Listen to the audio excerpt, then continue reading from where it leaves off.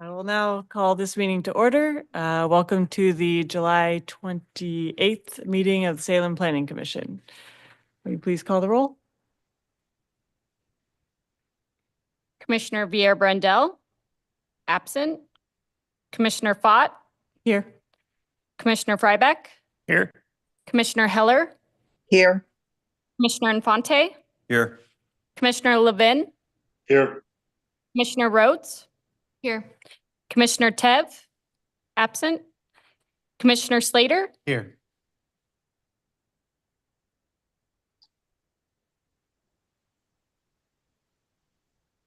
Comment.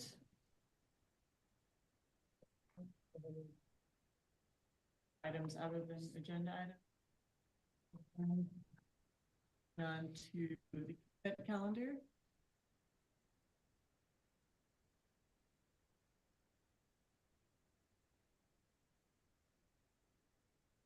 I make a motion to our last meeting.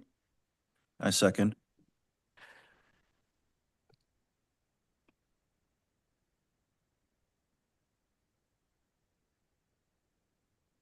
Commissioner Infante, Here. Commissioner Freibeck, Aye. Commissioner Slater, Aye. Commissioner Fott, Commissioner Rhodes, aye. Commissioner Heller, I have to abstain. I Commissioner Levin, wasn't, oh, sorry. Commissioner Levin, Aye. Motion passes. Thank you.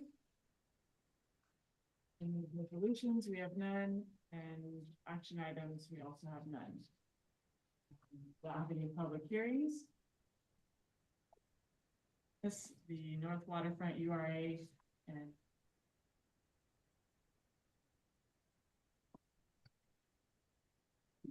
For allowing me to come, especially as your only agenda. I always feel bad when that happens. I know everyone's super busy.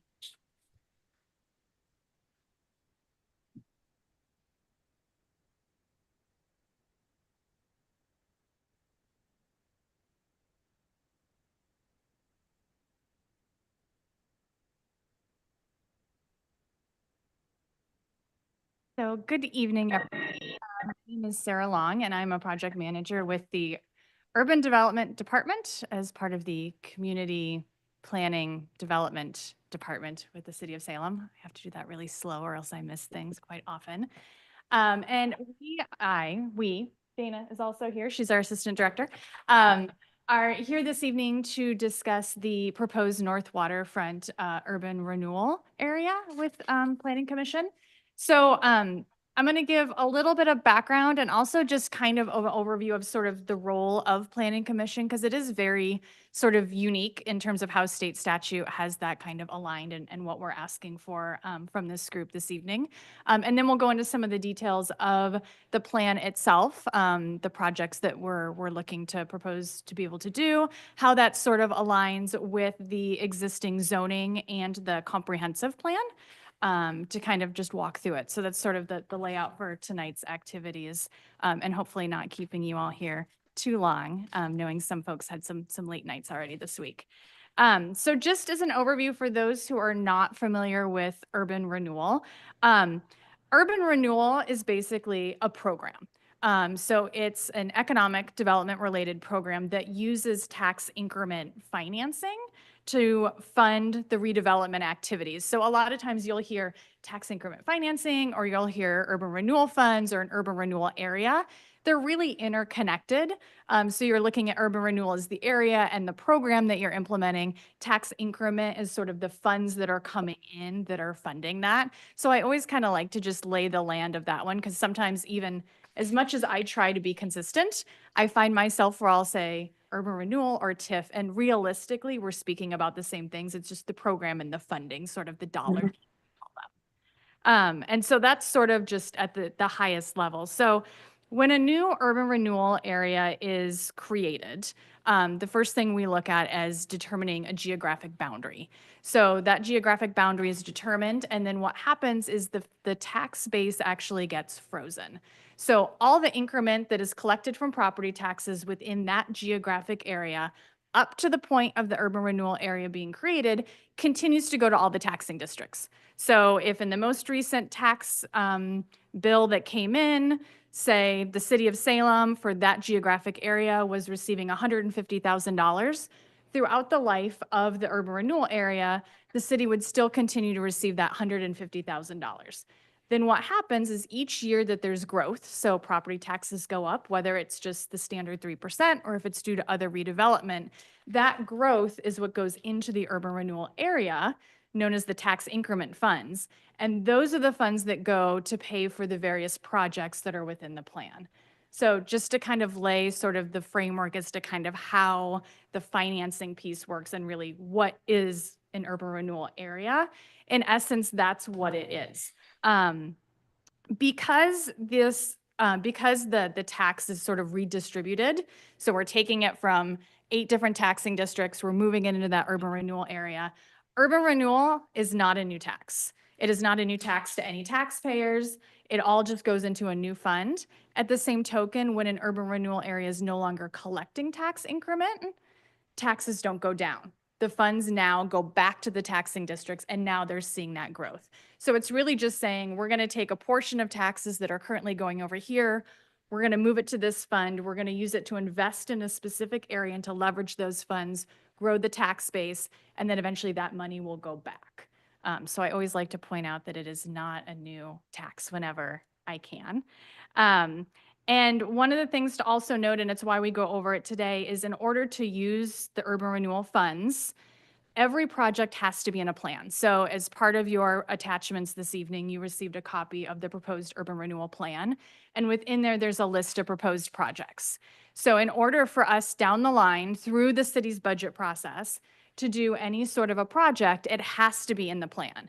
If a project is not in the plan, we would have to go through a process with the urban renewal agency to have that plan added and then re-record that document with the county. So it would go through a public process if we ever wanted to amend it, which we can always do. We all know things change, needs change. And so that's just a nice thing that I like to point out as well, is everything has to be in the plan. We can't do anything if it's not. So there we go. So why are we looking at this area now? Is sort of a question we've received a few different times. And, you know, as I kind of mentioned, in order for an urban renewal area to really have the financial tools it needs to support the various different redevelopment projects, which often are quite expensive, it can take years to develop that level of growth. So by establishing an area now, it allows time to sort of build up those funds so that as the opportunities arise for redevelopment, whether it's infrastructure, whether it's partnering on a grant, whether it's, you know, working with a particular developer, we would be able to have the funds to really start that versus folks coming in and then us saying, well, we might have something in about 5 years. So the idea is to try and get kind of ahead of the curve to start to build up those funds. If you look at a lot of our existing urban renewal areas, Riverfront Downtown, North Gateway, West Salem, those types of areas, we weren't able to do anything for 5, sometimes 10 years because of the growth factor and the types of projects. So it's not something where this goes into effect and overnight we suddenly have $10 million and can do all sorts of projects. We may only collect 200,000 the first year, if even that. So it kind of just depends on the growth factor and letting that build up, which also allows us time to work through sort of what are the priorities, where would folks like to start building up the advisory committees, things of that nature. What is the role for the Planning Commission this evening? So state statute requires that any new urban renewal area be presented to the Planning Commission. The role of the Planning Commission, you are not here to approve an urban renewal area, to approve the tool, to approve the projects. That will all go to City Council. But what we are asking is that in looking at the projects that are being proposed in alignment with the comprehensive plan, that they're complementary of each other. So the idea is really that we would not be putting something forward that, for instance, is full of projects specific to industrial site readiness, and yet the zoning is all reflective of single family housing. So it's really a checks and balance to make sure that, you know, we're following the intent of the comprehensive plan, of what's been acquired through the process of, outreach, adoption, land use, things of that nature. And so we'll show sort of those alignments this evening. So what you're looking at right now is the proposed North Waterfront urban renewal area. So a little bit of context. This particular area, staff was asked to look at what it could look like in spring of 2024 by the city council. And so we started developing what the boundaries could look like, what high level, what kind of projects we might be looking at. We took that information to the city council for an update in September of 2025. And then based on that feedback, we started going through all adopted city plans. So we're looking not only at the comp plan, but we're looking at water, infrastructure, sewer, transportation plans. Feedback we've received really over the last 10 to 15 years when it comes specific to this area to start developing what would that project kind of list look like. And then in May of this year, we held a work session to go over the area, what the maximum indebtedness would be. So maximum indebtedness is the amount of that tax increment that this area can collect before it's then considered not so much closed, but no longer collecting. So you always have to have a dollar threshold. So the dollar threshold with this one is 199.4 million. And so once it would reach that, it would no longer collect anymore, and that increment would go back. And so that was part of the conversation we had back in May. We had really good feedback, and so based on that, we started developing all of our final documents. We have 3 existing urban renewal advisory boards. So we reached out to all of them to get feedback that are familiar with the tool and how it's used, and received positive feedback from all 3 of them. And so tonight, we're sort of starting that next phase of our state statute kind of outreach process. As you can see, this particular urban renewal area is 421 acres. So in terms of the total city acres, you're looking at about 1.3%.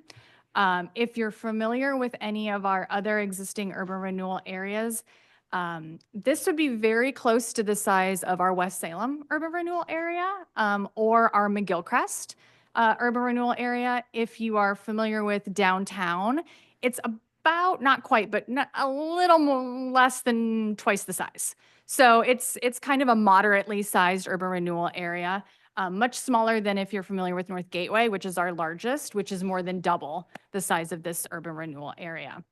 The southern boundary is, and you see it's not a straight line, obviously. This actually abuts the riverfront urban renewal area, and this was done on purpose. A lot of the work that's happened in our riverfront downtown urban renewal area has looked north. A lot has been done in terms of corridors and infrastructure and really developing and knowing we were going to move north. So the idea is this would just connect right in. So a lot of that work and a lot of the growth that we're seeing, we can just kind of continue that moving up the corridor. To the very north, those are the boundaries with the city of Kaiser. And then the other boundaries, as we kind of worked through them, it really focuses a lot on our infrastructure corridors. What we didn't want to run into is we create sort of these boundaries and you're looking at improving the water or the sewer, which are really big ones that often we are using urban renewal for. And you can get halfway through, but you can't get the rest. Or you can get 1 block, but you can't finish. And so what we wanted to make sure is we could actually do those through corridors to improve the infrastructure for development for the whole area versus sort of having to stop.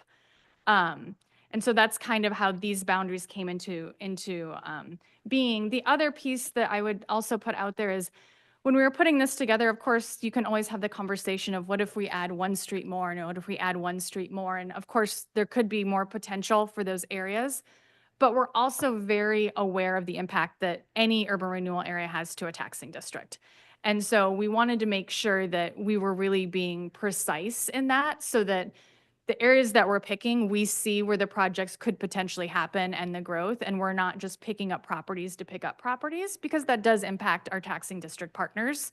And we don't want to do that.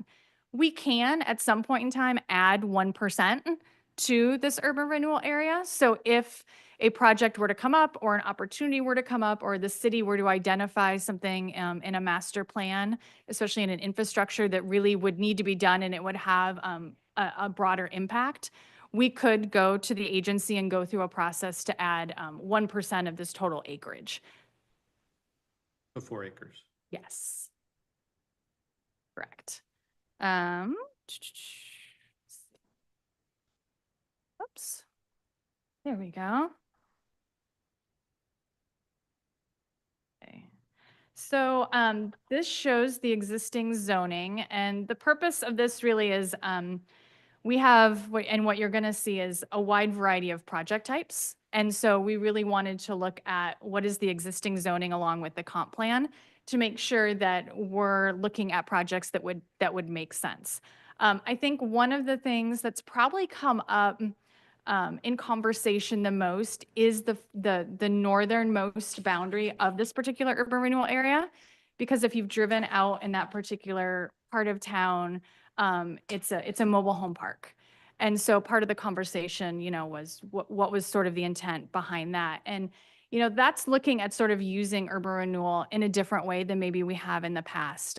We look at it as, maybe you want to do housing or multifamily housing or infrastructure. But we also wanted to put a focus on maintaining affordable housing options. And so sometimes those affordable housing options dissipate because the infrastructure is no longer there to support them.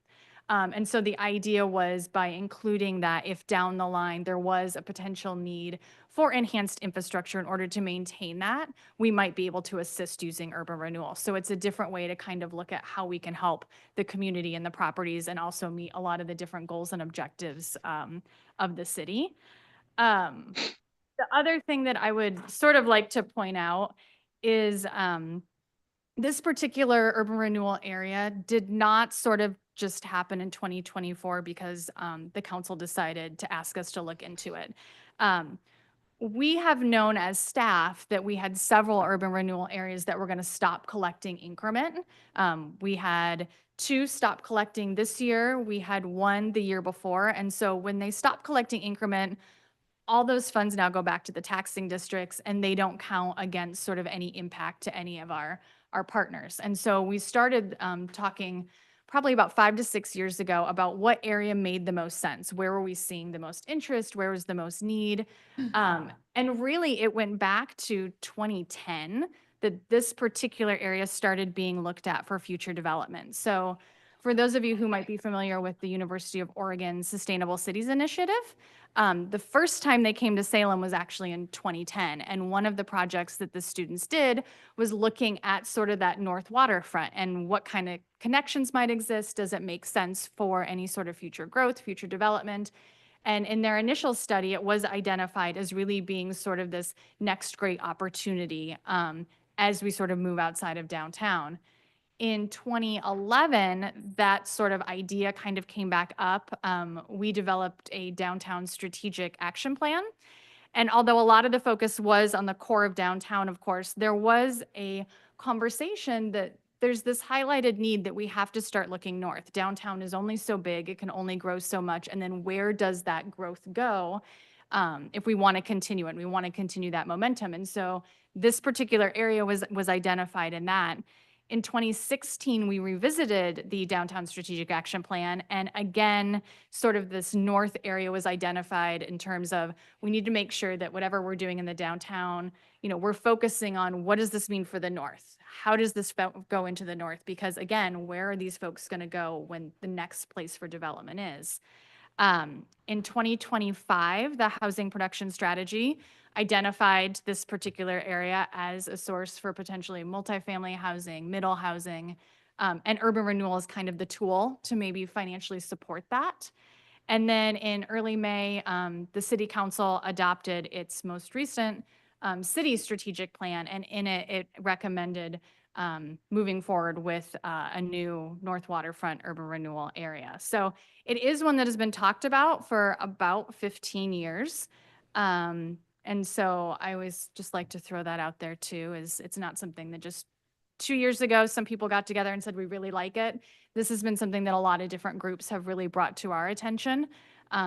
It's not just because, you know, the Truett site got a lot of attention and folks wanted us to help. It's something that we had been looking at long before that.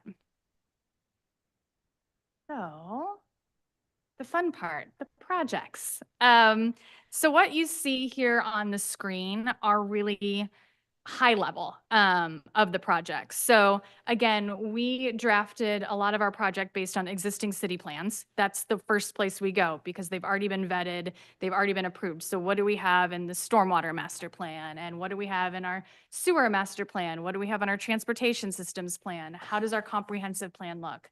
And we start kind of pulling in projects, you know, that way. We also look at existing urban renewal areas, especially ones that are similar in nature. Which projects have had, you know, a good investment level, have made sense? Have we been able to sort of get that biggest bang for our buck and kind of bringing those in? Again, this is a moment in time. These can always sort of change. We can add different things to the list. At its highest level are probably improvements that folks have heard about because this area has gotten a lot of attention here, especially in the last year, year and a half. So focusing on those front street infrastructure, the creek improvements. So some of the creek is in this particular urban renewal area that abuts Truett Brothers property. Some of the creek is actually in Riverfront, but there are improvements that need to be made to that creek in order to actually develop the land around it. Environmental remediation, we know the use of some of these sites was heavily industrial. For those of you who have been in Salem much longer than myself, Riverfront Park was all industrial.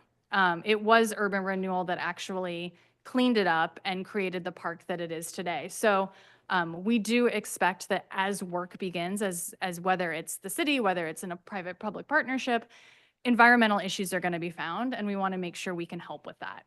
Our grant program for capital development has been very successful. We have it in several of our urban renewal areas. We do sort of a grant match, so it's $1 for $1 up to a certain threshold. Each urban renewal area would have its own program created that would have to get adopted by the agency. But again, continuing that sort of partnership. And again, multifamily housing. So those are the highest levels. But of course, if you look in the plan, and I'll briefly just touch on them, we've broken them out a little bit differently. So you'll see sort of transportation as its own section. And we're talking street and curb improvements, bike and pedestrian improvements, the front street infrastructure. Sarah, Yeah. can you tell us where in the paper that we would find this, just so I can follow along? So let me see here.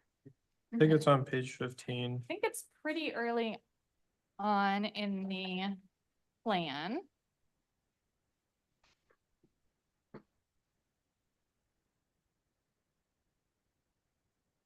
Looks like, here we go. Starts on page 15, correct? And where, and the table for the dollar figures is where? The dollar figures, so that's gonna be in the report, which is a separate document. And what I will say, the dollar figures, if you're looking at the projects themselves, at this point, we've taken just general percentages because we're not sure what that's going to look like. What the report mostly will do is it shows what the overall impact would potentially be to the taxing districts based upon the amount of increment that we think we're going to bring in. The plan is a legally recorded document. The goal of the report is to make sure that what we're putting in the plan actually makes financial sense and can actually be done.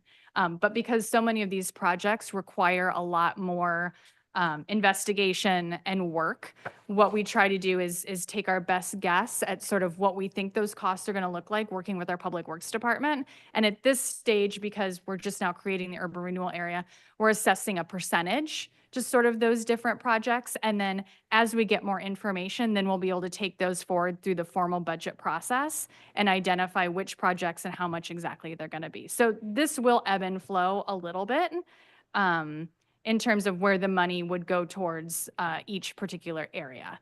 But ultimately, the idea is we, at this point, feel the majority will probably go to infrastructure because we need the infrastructure to open everything up for development. And that's kind of how we've gauged those percentages.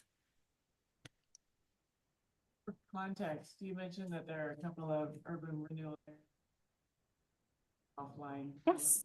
Can you are and Sure. So McGillcrest Urban Renewal Area stopped collecting 2 years ago. And so we still have money. We're still finishing the improvement project in McGillcrest Street between 12th and 25th. So what'll happen is an urban renewal area will collect the total amount that it can. It stops collecting anymore. So now all that growth now goes back to the taxing districts. But we continue to do the projects that are in the plan until the funds are gone. And then we do a formal resolution to close those. So they have no impact, but we can keep doing the projects because sometimes what'll happen is some projects just take longer. We can't control when the funds come in, or sometimes, certain projects aren't quite ready yet, or we want to try, and especially like with bond projects, what we try to do is layer them together so that we're getting more project for less. And we've done that on a couple different ones where we're leveraging our urban renewal dollars and the bond dollars, and now we're getting twice the project that we might have the first time. So McGillcrest is one of those. This fiscal year, both Mill Creek and the North Gateway urban renewal areas are no longer collecting. And so I believe that brings between the three, I believe that brought about 6 million in total back in, and then it gets divvied out to the different taxing districts. So those have closed in that respect. Fairview no longer collects. It stopped collecting probably about 7 or 8 years ago. And then West Salem will probably be our next one that's ready to stop collecting, and that'll probably be in about 2 years. So right now, only about 1.7% of total property values are even going into sort of those urban renewal areas. It's pretty low in terms of the values. then based on that, since there are a few that have had some time since then, have any sort of metric on like how they correlate with the plan that was put in place at the time of their commencement, and Yeah. how much did they meet it and where did it fall short? No, that's a fantastic question. So that is something that we are actually required to do when we close them out. So what'll happen when we go to close the urban renewal areas is we have to submit a report, and in that report, it speaks to the accomplishments. So what were the accomplishments of the plan? How did that align with sort of the comp plan at the time? Because of course it changes. The plan that I did in North Gateway when we went through this process in 2019, and the comp plan that I went through for the process, very different, right? So those are parts of what's required, is really sort of those successes. How did this benefit the community? What did we get done? And then that's because becomes a public document. I don't think we've done one since Pringle Creek, and I think that was maybe about 10 years ago. But I do think we'll probably have those coming forward. I would assume probably Mill Creek and McGillcrest will be the next two that will officially close out, and that'll probably be here within the next few years. Because both of those, the funds are getting used up at a fairly rapid rate, just because it was a small project list. And so then we'll be able to close those out, and then those reports would come forward. Go ahead. I had a question about the Front Street redevelopment analysis project. I'm assuming it's talking about the kind of top part of Front Street, between kind of where the railroad comes in and then where it connects up to River Road. The plan calls it the Front Street Northeast Bypass. I think most people call that commercial, or River Road is the actual name of that Front Street Bypass. Yeah, so again, the way we sort of draft these is a little broad because we don't 100% know exactly what that's going to look like. We have a federal grant that is going to help us identify the specific projects, but Front Street as a whole in that area, we actually have 5 different railroad crossings that fall within this proposed urban renewal area.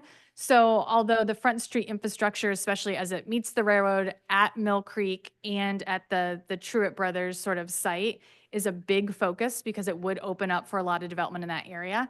We will also be looking at sort of, again, the corridor of Front Street, and then also looking at the various different railroad crossings and what does that mean for sort of access, transportation through the whole area. The other thing that's underway right now, which makes this a little bit more challenging in sort of developing some of these projects at a more detailed level, is the transportation systems plan is currently in the process of being updated. So once that's done, a lot of those elements will then sort of be able to get correlated in as well in a more detailed way. Yeah, I guess I just wanted to make sure that the project limits here are correct. So the Front Street infrastructure covers the portion with the railroad. And then the Front Street redevelopment analysis covers a portion of Front Street within the URA that doesn't have the railroad. So they'd both be within the proposed urban renewal area. We haven't identified the specific boundaries of what they need to be, but they would both have to be within the areas of the urban renewal area. So the redevelopment analysis project specifies the 3,700-foot section of Front Street between South Street and the bypass. Yes. I just want to make sure that the bypass is that. It is, All right, correct, okay. yeah, and that's Very- coming directly from our transportation systems plan as well. So Okay.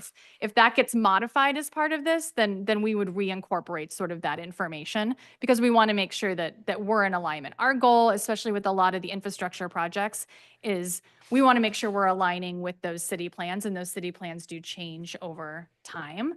And so we're kind of looking, and it may be that we need to expand it or we need to change it. And then what would happen is if it still meets sort of the project list, we also do descriptions of all of our projects when we go through the budget process with the agency. So typically with our other larger urban renewal areas, what happens is we have an advisory board. They provide recommendations on the budget and we go through all of the proposed projects for the upcoming year.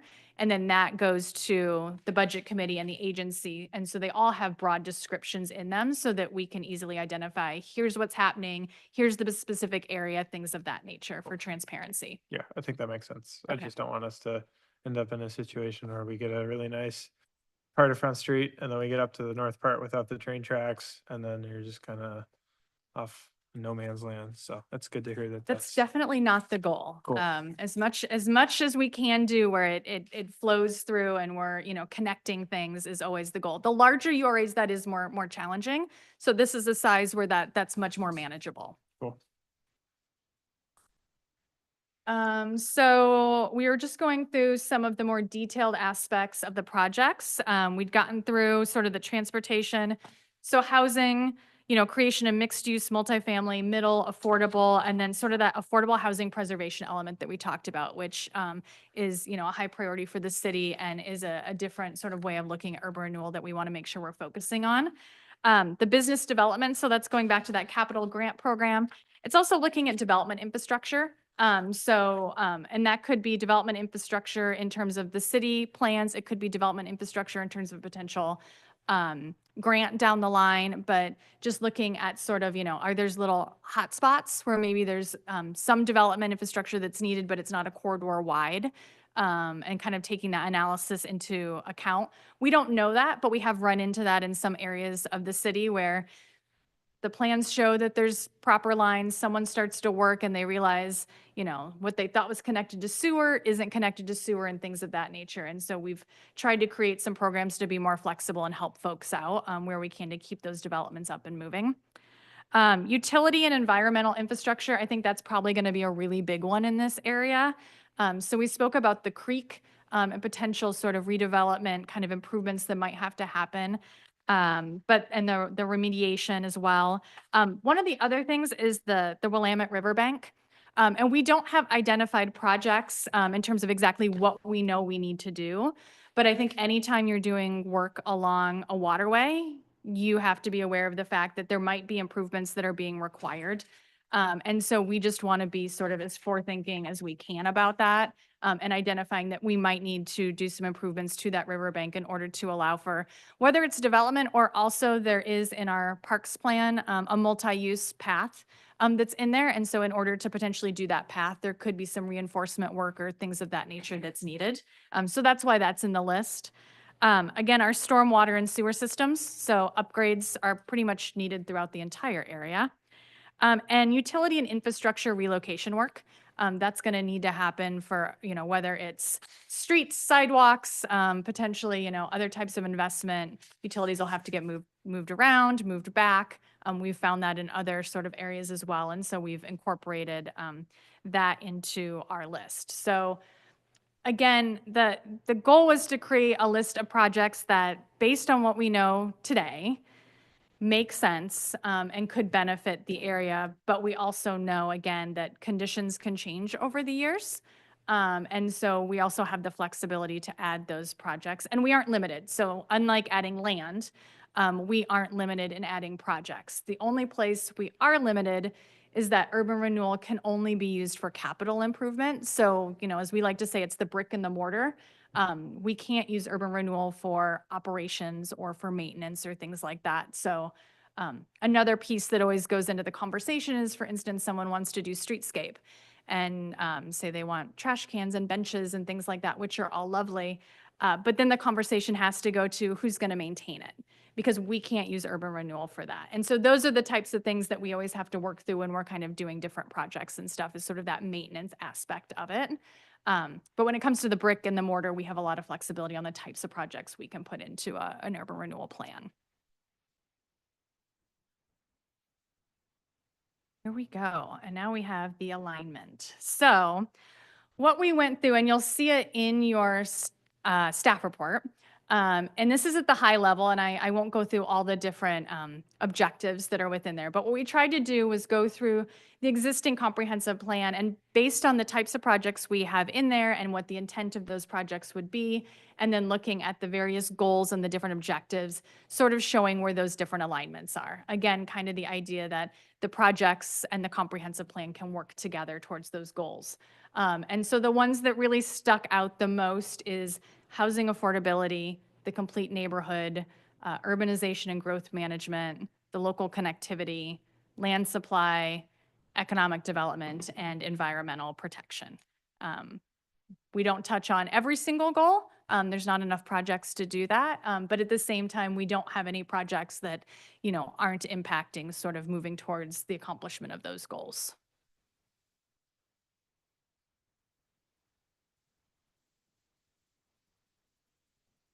And so here is the process, and this is determined by state statute. So again, agency 2024, we were given direction to move ahead. 2025, we gave an update. 2026, this May, we did a work session, finalized all of the documents as you saw them in your packet. So that's the plan, the report, and we outreached with the taxing districts. So we're required to outreach to all the impacted taxing districts 45 days before we would do a public hearing. So on July the 6th, we sent certified mailings to all of our taxing district partners with the plan and the report as you see them, along with a letter offering to meet or provide additional information. Planning Commission, so that's me here with you all tonight. Thank you again so much for having me. Later this week, what will go out is a super notice. And so this is one of the more unique things with urban renewal. As I said, it's not a new tax. But the way the state statute reads it is we actually have to notify every single mailing address within the city of Salem that we are looking to establish a new urban renewal area. And so that typically what we do is we do a postcard. And on that postcard, it just kind of gives a high level overview of what we're doing and why. Again, that it's not a new tax, where people can find additional information. So we have a website that either went live today or should go live tomorrow. That has additional information along with electronic copies of the plan and the report and FAQ. And then also we have hard copies of those documents at the library and at the customer service center. So it's just letting people know they can go to any of those places. Contact information for our team if anyone has any questions or feedback they want to provide. And then letting them know we're going to have a public hearing on the 24th of August. So again, letting them know kind of what those steps are that they can provide input as to what's happening. Again, then that would lead us to the public hearing process. So that would be on the 24th. And if council decides to move ahead, then we would go through the ordinance process. So that would be that night and then the following council meeting. After that, we actually have to do a separate 30-day notice So we would be publishing that within a couple of days of that second council meeting, letting folks know again that we are looking to adopt a new urban renewal area. And then on the 12th of October, we would go back to the agency. It feels a little repetitive, mostly just because although they are two separate legal bodies, it's the same physical individuals. But we would be going back to the agency with that purpose, basically the agency accepting that the council has adopted this new urban renewal area. And then after that, we record everything with the county. So that would most likely happen at the end of October, which means the tax bills that everyone gets in October of this year is going to be sort of that increment level that would then get frozen. So whatever the city and all the different taxing districts start to receive in kind of November, December, January through the end of this fiscal year as those monies roll in, that's the amount that they would continue to receive. And then next fiscal year is when the URA would start collecting sort of that growth amount in fiscal year ending 2028. And so tonight, what we are asking for, again, we're not asking you to adopt that you are in favor of an urban renewal or the maximum indebtedness or really the area. We'll be asking council for that. But what we are asking is that there's a recommendation that the projects in the plan are sort of in accordance with a comprehensive plan. And that's all I have. So I have some questions, Mhm. if I could. So I guess my first question is, if this were to be created, what is the public engagement process as decisions are made in the public and the process unfolds? Is there like an advisory committee? Is there a steering committee? What's the sort of at least advisory governing body? I mean, I realize the governing body is going to be the city council acting as the urban authority, as the renewal authority, but So the recommendation that staff has been, and we've mentioned it at our different meetings, is that there would be an advisory board. So it would be similar to how the downtown riverfront urban renewal area, North Gateway, and West Salem are all conducted. So there would be an advisory board that's made up of, right now, depending on which one, they have different sort of makeups, and obviously boards and commissions is kind of changing things up a little bit right now.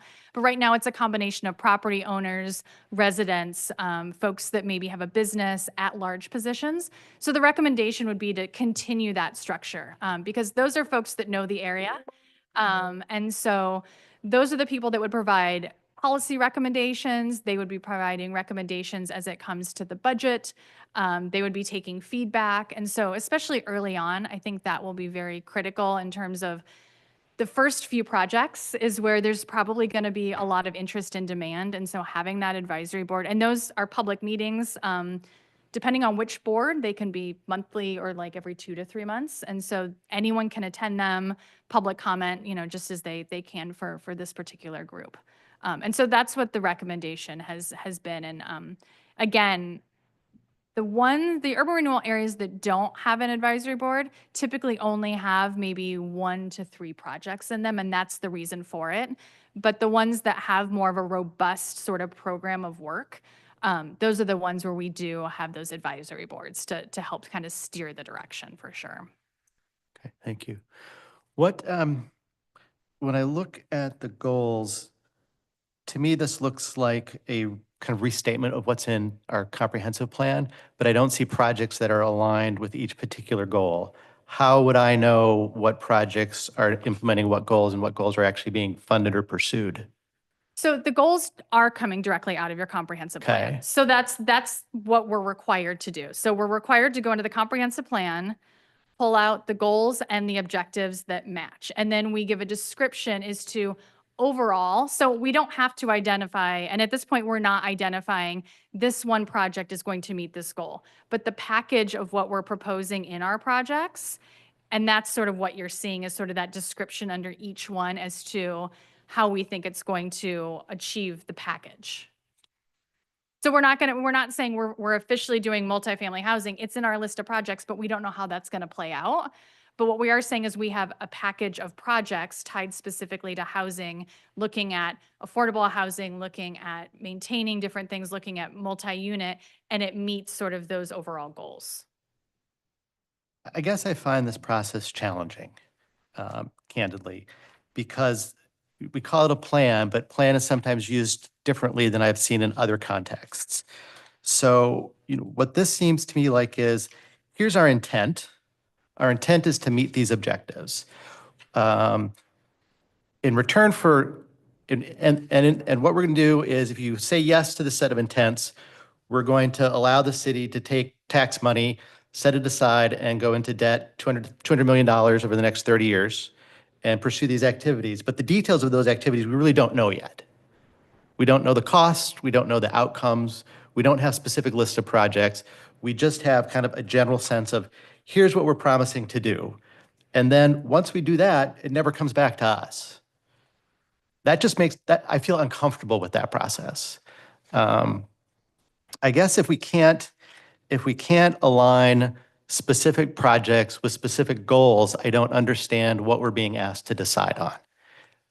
So the idea, again, is the projects in that list The- are tied to the larger goals, is what you're saying. So those different areas, economic development, transportation, freight. I mean, I can go through and try and describe how that would work, but we don't identify the individual projects because we don't know 100% when those projects are going to happen. So yes, at this point, it is a goal. This is the intent of the area. This is the intent of how we plan to align with them. The alignment is also not just a one for one, but it's also to make sure that we aren't proposing projects that don't align to the comprehensive plan, so that we're not saying we want to do different land use activities that don't make sense. That's where part of sort of this comes from, is the idea that we don't have a whole bunch of projects that are very specific to, I kind of anecdotally at the beginning stated that there's the industrial site readiness sort of work that could be happening in a specific area. And if all of our projects are tied to industrial site readiness, but the land use and the comprehensive plan is all tied to housing, it doesn't make sense. And so there isn't an alignment there. And so the idea is, it's not always a one for one, but it's that the intent of the projects are matching what the goals of the comprehensive plan are, and they're not working against each other. And that's what we're sort of looking at today, is that they're working to support, not against. But right now we don't have a list of projects, we have a list of project categories. The projects are listed, the types of projects, and they're on page 15.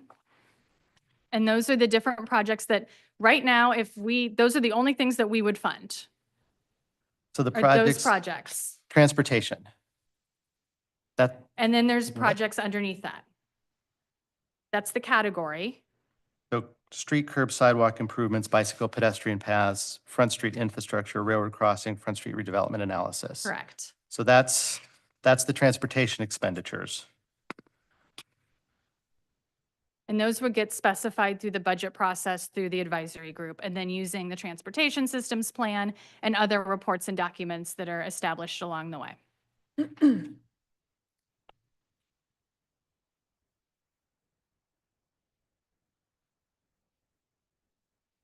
Okay. And as I understand it, this plan to limit, say, a specific project, like say you're doing the Front Street project, it doesn't mean that all the funding for that project has to come from the URA. Not at all, Yeah, no. okay. And often what will happen, and we've had this in multiple areas, and we know the Front Street will be incredibly expensive, and the goal would never be to put all the money into one project unless that was the only project that was listed. The purpose of showing all these different things is that there's a lot of different needs in the area, and obviously wanting to spread that out. A lot of times what we do is we'll use urban renewal as the match. So we work with our public works partners to figure out what that total project is going to be, and then figure out what grant opportunities are out there. And then often the urban renewal will help get us to design. They can be those match dollars, and then we'll use grants to go ahead and then actually do the project, so that, again, we can be looking at different areas. We can be looking at economic development and helping business growth, and looking at the housing, and looking at the infrastructure, and whether it's the water and the sewer, but also the pedestrian piece and the bikes and the sidewalks, or is it the riverfront path that would go through? And how do we spread those funds out? But those decisions, again, would go to the urban renewal agency to sort of decide sort of the priorities. I had a question, sorry. Go ahead. I had a question about a other project here, for bicycle and pedestrian paths. Is this referring, the way I'm reading it, it sounds like it's only talking about the riverfront path? No, it would be any bike ped path that's in the area identified in the transportation systems plan. And then again, we would take that through the process. Is this exclusive to shared use paths? Or are we talking sidewalks and bike lanes and Yep. stuff? Yeah. So I guess I would suggest that instead of bicycle and pedestrian paths, it should read bicycle and pedestrian facilities, because that's more of a broad term. Bike path or pedestrian path generally refers to something that's off the street right away. So Yeah. that's just a thought. I don't think we need to make a formal amendment, or unless we do. Yeah, we probably wouldn't at this point, but I would take that into sort of our list of potential modifications. A lot of times what we also will do down the line is kind of what we refer to as sort of Scribner corrections. And so if we need to do clarifications or things like that, we'll take a batch at one time. But because this is currently the document that we've now sent out to the taxing districts, we wouldn't be making any substantial changes to it. Okay.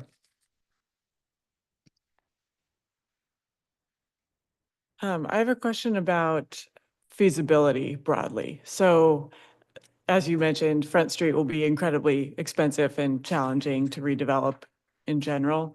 Has there been any sort of a feasibility study that kind of identifies, are any of the hopeful projects and goals in this, do they have anything that would just say, yeah, that could never actually happen? And that would then preclude the ability for a lot of these related ideas to be facilitated? And is there a mechanism to mitigate that? So I think that's a great question. And I think we will learn more as we can do the feasibility studies and get sort of those dollar thresholds. What typically has happened in the past when we've sort of run into some of those issues is we do look at other funding sources. So whether it's a federal grant, whether it's through SCATs, whether it's looking at a public-private partnership, depending on the impact level. And then it's also having those conversations with both our advisory committee and the agency about priorities and what that impact is going to look like. The intent is to be able to do a lot of different types of projects with the funds. And so often we are sort of layering those different things together. McGillcrest is a really great example of that, where the McGillcrest Urban Renewal Area really only brought in about $12 million. And the project from 12th to 25th is far more than $12 million. And so that urban renewal area was created knowing it would not have enough to actually do construction. But the idea was it could get us to design and it could get us those match dollars. And so we've used not only urban renewal dollars, but we've used state funds. We are using federal funds. We're using sewer funds, utility funds, stormwater funds, and bond dollars. And so a lot of times that's how some of these projects will come together when we look at the different elements, especially when it's a larger area. So if we have lights and we have stormwater and we have different sort of pieces, we can look at both city funds, but then we can also tap into those state and federal funds. And sometimes it takes us a while to get them. I mean, for McGillcrest, we applied 6 times before we got it, but then we got $14 million.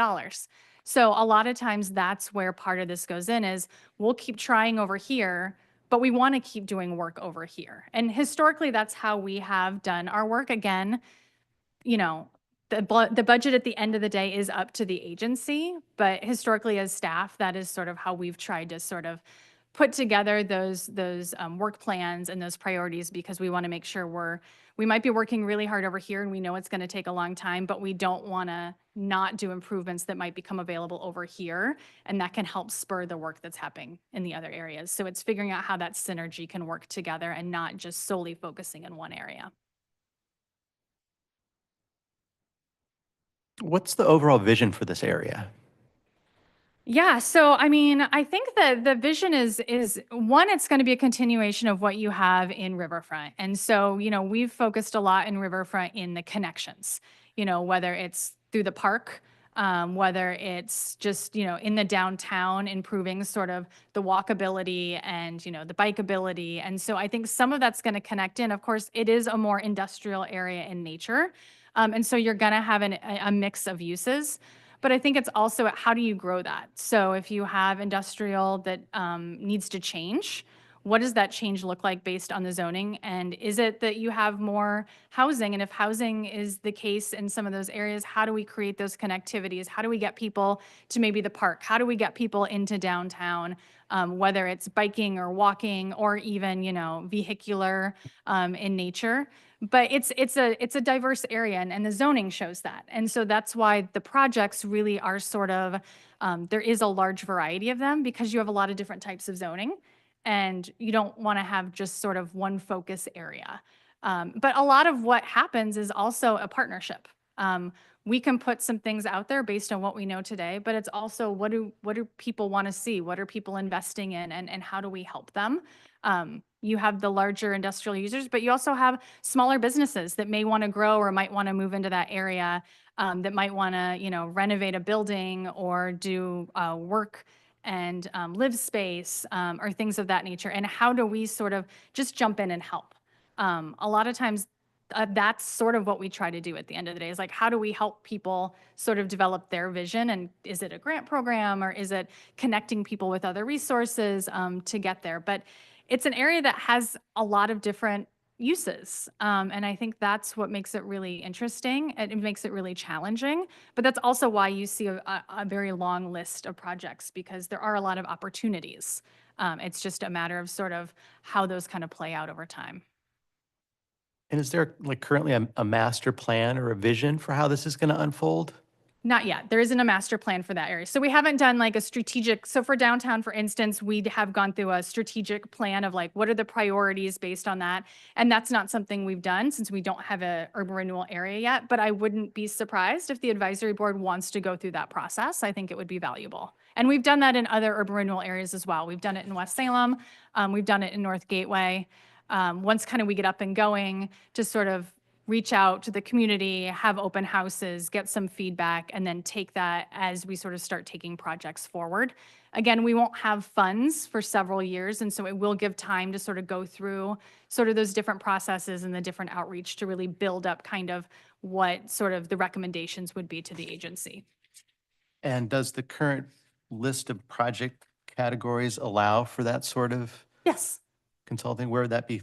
So that really probably wouldn't even be consulting. That most likely would be staff, but we're allowed. So you can do with urban renewal, if you're doing any sort of a study or consulting work that is tied to the projects, that's something that's automatically allowed. So if we're looking at doing strategic planning, it's tied to obviously this very long list of projects. We wouldn't need to amend the plan in order to do that. That's something that we would be able to do. And a lot of times, a lot of that is done by staff, maybe a little consulting, but it wouldn't be something that would be heavy in the cost of that world.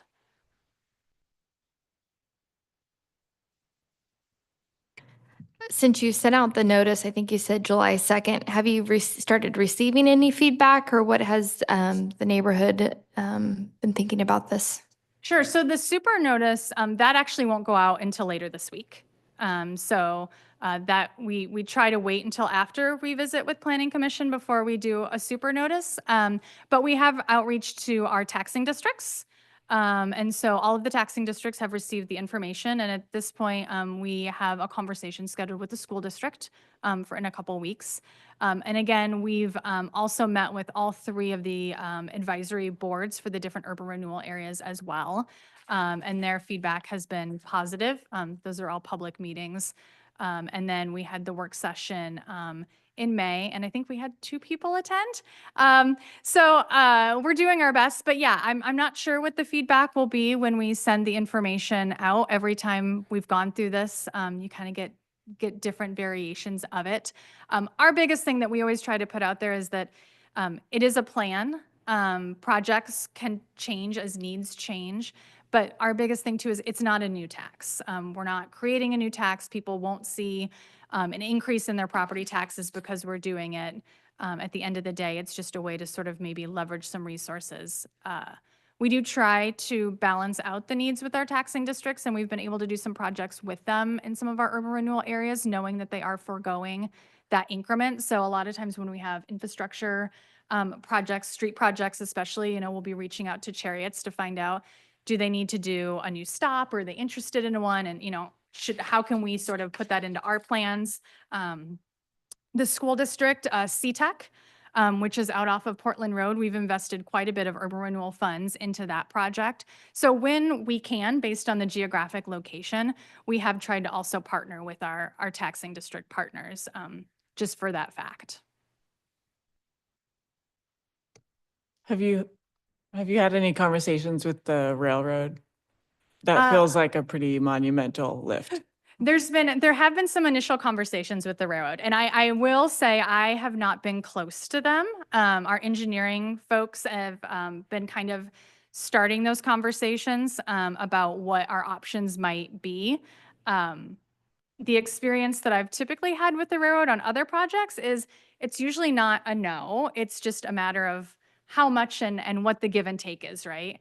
The city does have a consultant who actually was working with the railroad for a very long time. And so we have really great relationships. And the nice thing that I can definitely say with that is prior to him coming on board, when we would reach out to the railroad, it could take 24 months for them to respond.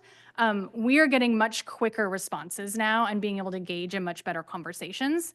And because he has such a strong history with them, a lot of times he's been able to provide really good guidance on sort of how to navigate those waters. So I think we are set up for success, but you are right. I mean, dealing with the road is incredibly difficult. I know Lisa's been through it as well. She might actually know more than I do right now on that one. But our engineering teams have been working already in close conjunction with them to start figuring out what those options could look like. Well, I mean, I'm certainly not, having urban renewal areas is really important and certainly is an effective mechanism.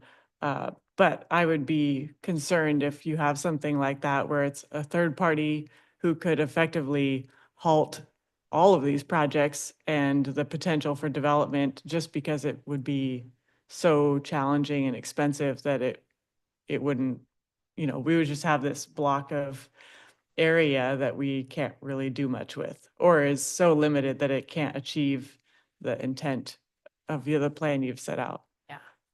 Well, and I think that's where the conversations have started. So it's not as though the conversations have started and it's been a shutdown. So it's just working through what those requirements would look like, what those different designs would look like, and then how do we sort of make that happen, and how do we work around it to then still meet the goals of what we're trying to do. And we're just not there yet. But again, we know that these things are going to take funds, which is where the urban renewal comes in, and knowing it's going to take years for us to have the funds to really even start down that path.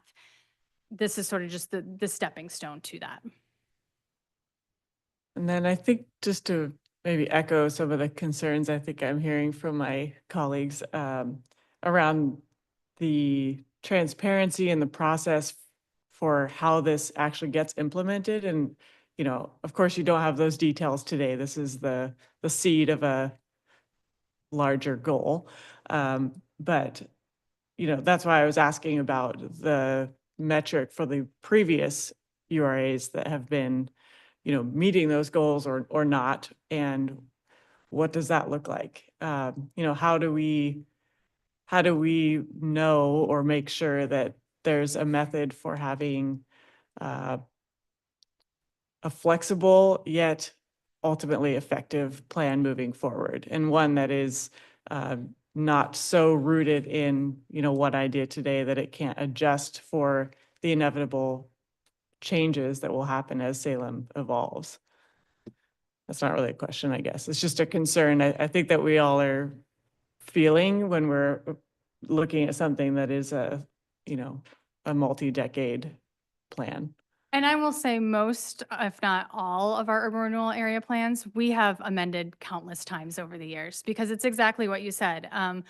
what we know today might change in 5 years, or we get information that changes sort of what those projects could look like. And so we might go through a strategic planning process and look at what we have. And we've done that, especially as we kind of get to that like 3/4 of the way through a lot of our urban renewal areas, is do these projects still make sense, or are there projects that make more sense with what we have left, so that we're sort of not saying, well, this is what we have in there, so we have to do it. It's, this is what we have, but are we missing something? And we have done that in multiple urban renewal areas just for that same reason, because things shift. Some projects don't always make sense.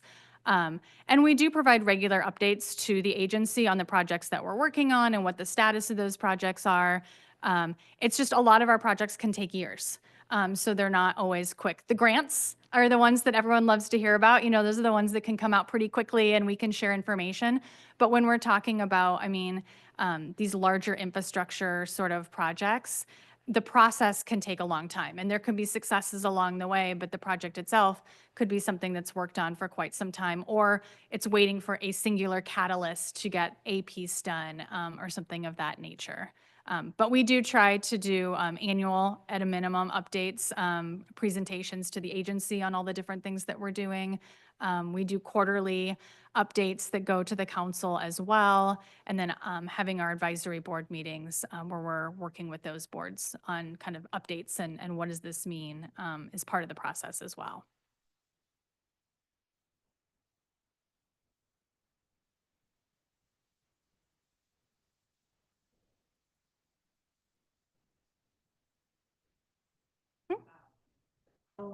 How does this correlate?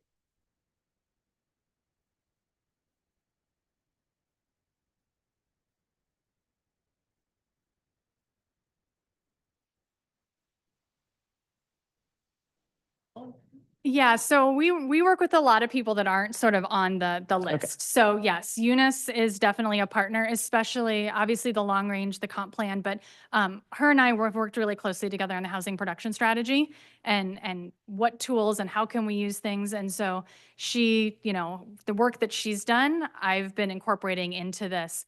Our almost, you know, a large majority of our engineering department, for instance, has been a huge part of this, providing us plans, providing us, you know, going through and reviewing sort of what are our assumptions, do these make sense based on what they know to date. And so we are outreaching with our internal partners. The plan itself is sort of, you know, I guess who are the people that are sort of either making decisions, like yourselves, like council, that are sort of getting these presentations, our consultants, and then it's really sort of the staff that are either drafting the report or sort of making those final reviews. And it's just kind of the standard sort of template that you use statewide on some of these documents too.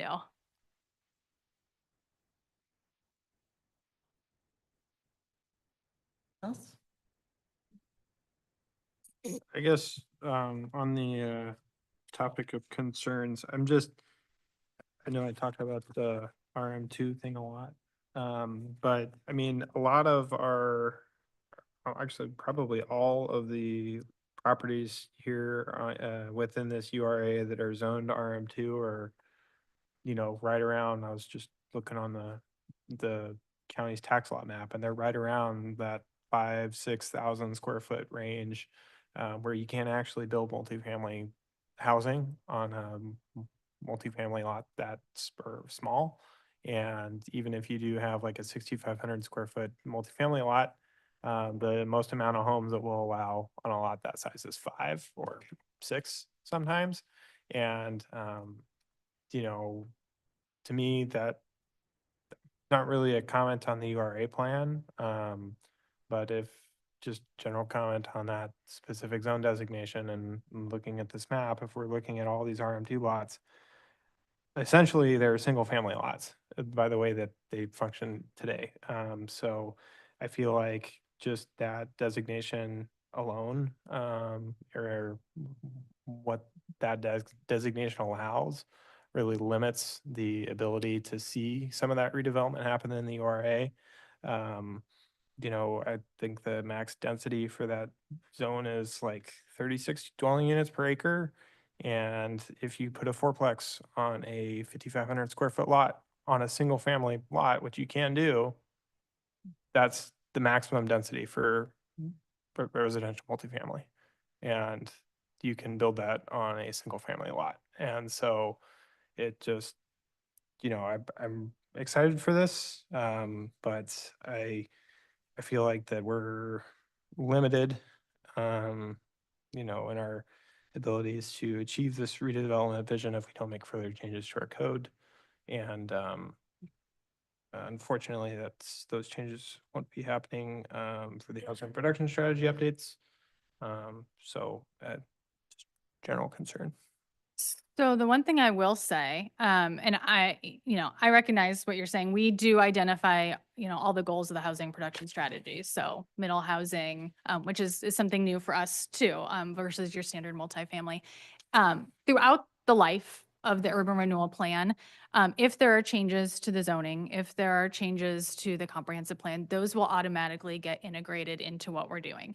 So, therefore, if something is zoned out where a project no longer can be feasibly done, we would not move forward with it. At the same time, if the zoning changes to enhance what we could do, then we would do that as well. So it's all based on what we see today again, but as those documents change, they would then sort of get layered in still. So if there was a rezoning effort and you could do more, then we could, support that as well. We haven't done a lot of multifamily housing like as our own project. Typically where we've put money in is either through a grant, or we've got a couple projects where maybe we built out, so maybe there was a very large lot of land, and we were able to parcel it into, say, 3 different parcels, build the infrastructure that actually got to the housing, so the road, the sidewalks, the lighting, and then open up the other sites for development. So we've been able to put money there.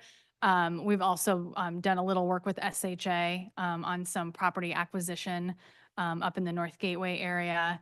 But the rest is sort of where we've kind of put in the housing is really the grants. So downtown, we've had a couple projects where we've done the $749,000 grant. And then outside of that, we've done the $300,000 grants. And that's typically where we've put our money historically.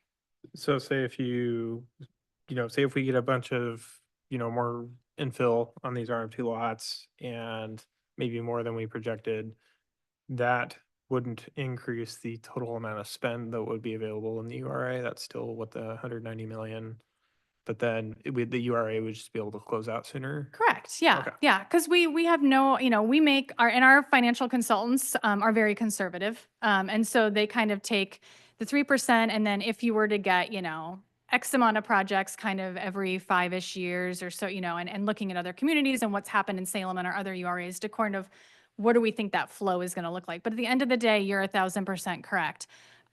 If projects are happening and the tax increment is coming in at a higher rate, then it just means that we would hit maximum indebtedness sooner. There's also always the option that, if conditions change and we do a certain amount of projects and then the projects that are left don't make sense and there isn't a desire to sort of add different projects, the council always has the ability to close an urban renewal area early as well. So that's always on the table. It doesn't happen very often, but it's always something that is available if it just makes sense down the line. Okay. And I think the last question that I had, some projects in the city, like I think some of the apartment buildings downtown, the city has given property tax abatement The MUTIP? for that. So say, to incentivize a development, they give a MUTIP to a multifamily project. That would probably cut off the URA funds, correct? Yeah, we wouldn't see them either. So Okay. they would just go, they wouldn't pay them. And then down the line, when the MUTIP would expire, then that would either come into the urban renewal area, or if the urban renewal area has then stopped collecting, then it would be distributed to the taxing districts. The one thing that I didn't mention, but I think is kind of important when it's coming to the taxing districts, the amount that we're collecting after that frozen base happens, that's the permanent rate. So that's the set rate that everybody pays. But if any taxing district has a special levy, we don't collect on that. The taxing district still receives that full amount. So Oh, sorry. Yeah. I didn't mean to cut you off. So if a MUTIP exemption does happen, is that taken into account under that category B there for housing development? Are we expecting any MUTIP dollars or? So my understanding is I don't think the MUTIP actually currently extends into that area. Okay. So, if I'm correct, okay, yeah, Okay. I'm 90% sure that that's what Michael had told me a while ago. Now, if they were to decide to go ahead and, do a MUTIP there, then that would impact sort of, the revenue, obviously the tax increment that's coming in, but, it doesn't mean that we couldn't still partner on a project or something of that nature. So we would still consider them a partner and they would still be contributing to the development of the area and hopefully sort of spurring that momentum. Thanks.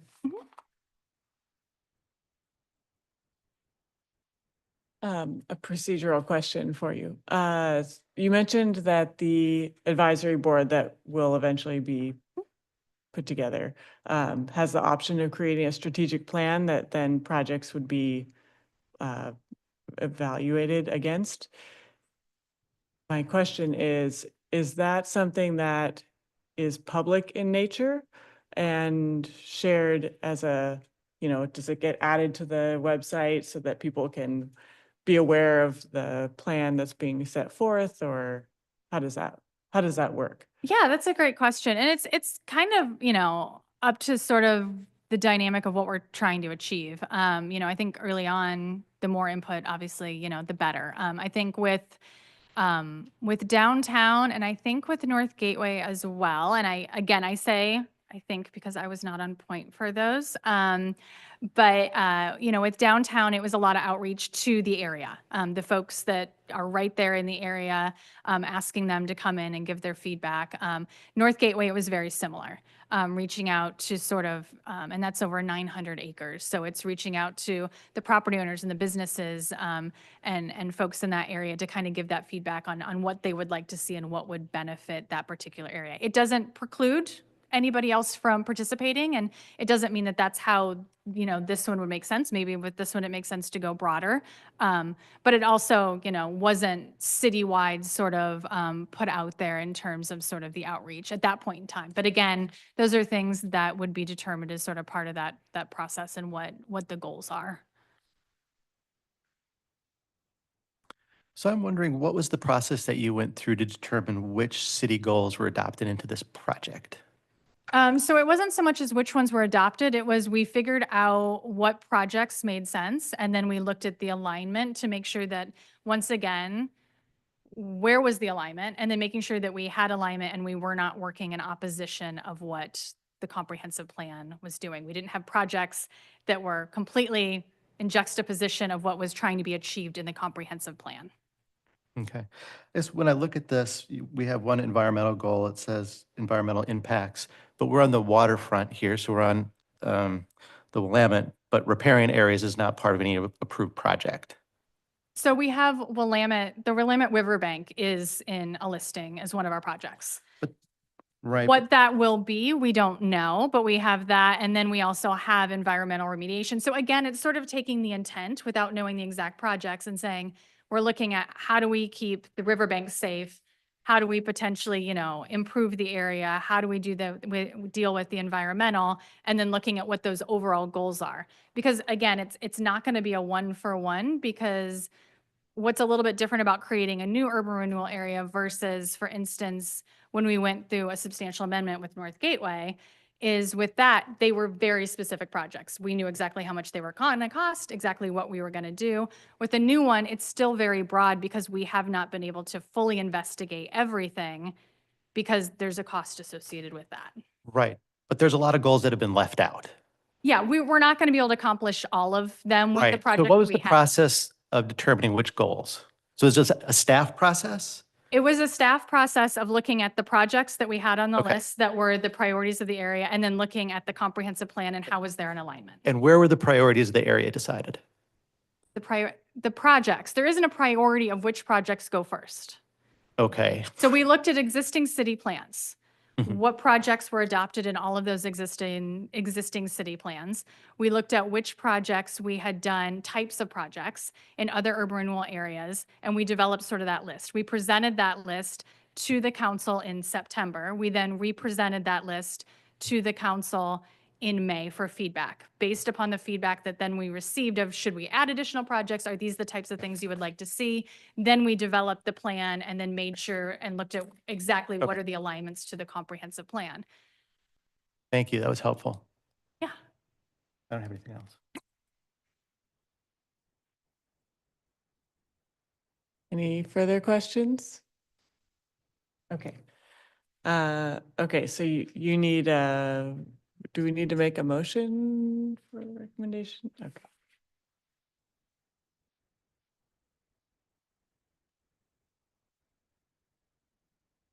Would someone like to make a motion? I'm sitting up here, so. Okay. I move that we recommend as a city council that it adopt the North Waterfront Urban Renewal Plan as it is in accordance with the comprehensive plan. I will second that. Okay. Any discussion on this? I mean, I'm not going to vote for this, and I'm not going to vote for it because I don't see that we really have an opportunity to really have any input in this. So, I mean, I think there are a lot of great opportunities in the North Waterfront District, and I think it's important that we have an urban renewal plan for the North District waterfront area. If the council is happy with this plan, then they should go ahead and vote for it. I think a number of things are left out and there isn't sufficient detail for me to have confidence that it's going to get executed in a way that's going to bring long-term value to the public, and I'm not going to vote for it. I do have a question, I guess, on the procedure for that. So is there a way that this could be revisited and brought back in front of Planning Commission as different projects are become possible? Here. I mean, I don't think currently we don't have a system we don't normally bring because we have an urban renewal agency. And then generally the urban renewal districts, as Sarah explained, have their own advisory commission. So it's not really under the purview of the planning commission. I don't know. I mean, potentially, a planning commissioner could be a liaison to a different committee or something like that. I'm not sure. Or we could ask for reports, like annual reports or something, maybe if they're provided to the council, copies are provided to the commission, something like that. Do we need to add that to does that need to be an amendment or is that I don't want to commit maybe Sarah to come back up and talk about maybe if there's reports that are already created that could be shared or something. I don't. I think it would lend some confidence into us endorsing something that is just so broad. Sure. That if there was a way for us to have, report outs, something that kind of shows progress being made or challenges that are being showcased and what that actually means for how and when this actually changes. No, I completely respect the question. So right now we do sort of quarterly reports that go to the council, and those are kind of on the different things that are happening. We do an annual report as well that goes to our taxing districts that kind of gives an overview of the increment that's coming in and things of that nature. We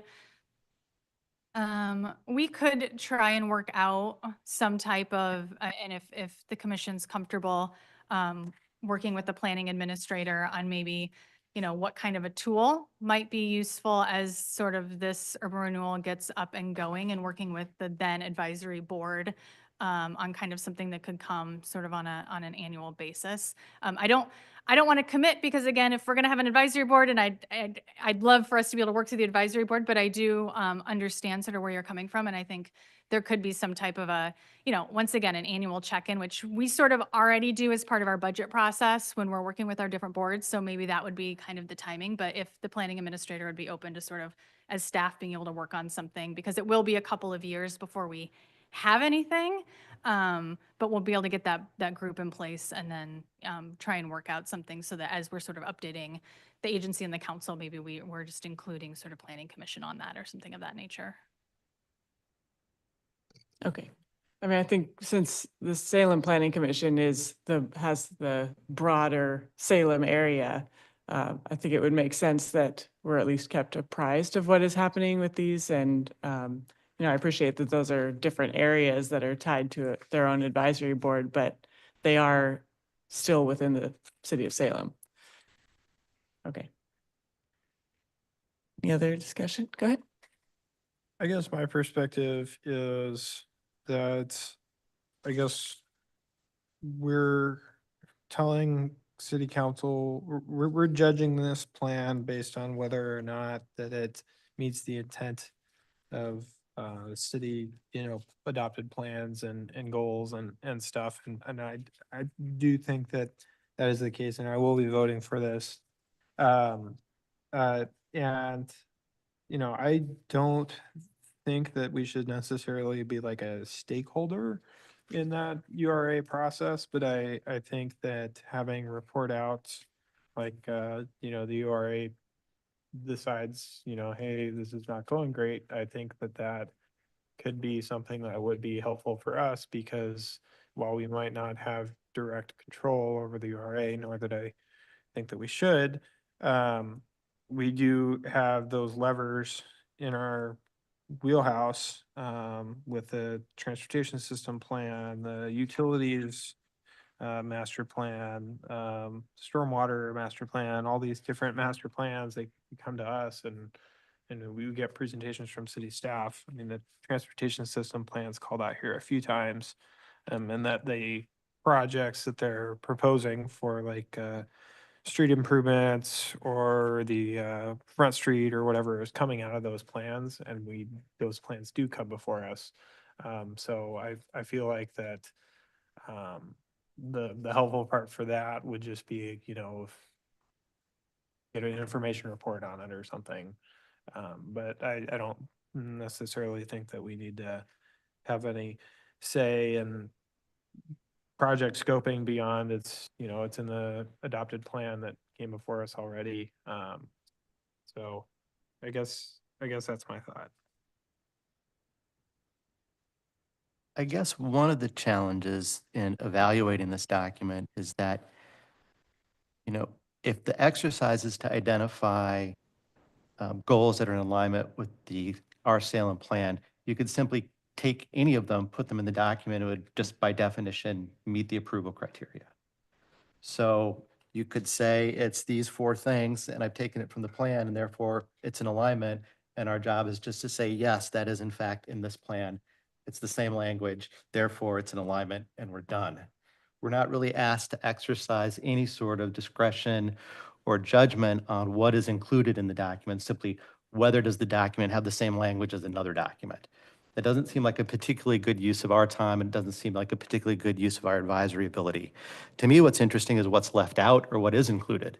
I'm surprised that some things are left out of here related to the natural resources and environment area, particularly because this is on the river and it's on Mill Creek. There's a significant number of existing buildings in there. We have policies related to like reuse and refurbishment of existing buildings. That language isn't in there. I think we just are missing some significant opportunities to advance some of our policies by what has been excluded from this document. And to include them, I think is the kind of thing that the Planning Commission could be recommending to the City Council. So again, I'll be voting no because I think it's missing some things, but then I think maybe I'll introduce a motion about writing to the council, asking them to include some additional goals if they go ahead and adopt this. Because I understand that we're not being asked to provide advice, we're just being asked to advise, to give approval. But I assume that the City Council then can make amendments. Is that the case, Lisa?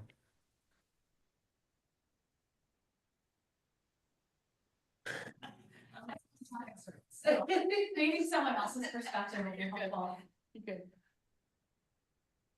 If the goal is to have the time clock start, then no, it won't have changes in this first run. Now, they could say, we are not ready to adopt, and we would adopt it next year if they thought it was close. I think one of the things that's really important to understand is, I mean, I hear you that the language in your comp plan may not be word for word in our plan, but it doesn't have to be if the work that's in the project list is still like reuses. You can do economic development and you can do housing. And so, and you can do industrial, right? I So think the that's- challenge here is that we're having a conversation at the end of a process when the cake is baked. And what you're telling me is the cake is baked. And what I'm also hearing is, no, the city council can't make any changes in this plan because it's too late. Oh, they can make changes. They can. They can. Okay. make changes. They Okay. can make changes. They just tend to not make them at this stage, but yes, they can make changes. Okay. Thank you.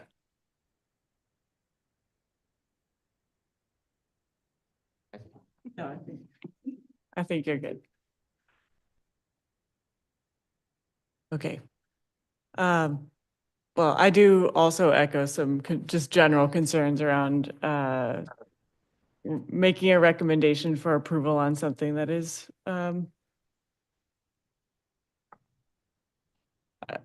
it's a little bit vague. So I think that we should just call the vote.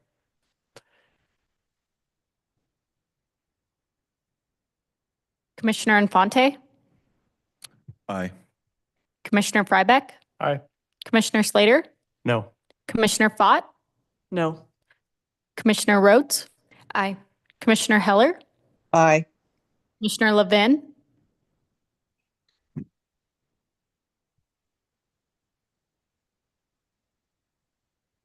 Commissioner Levin,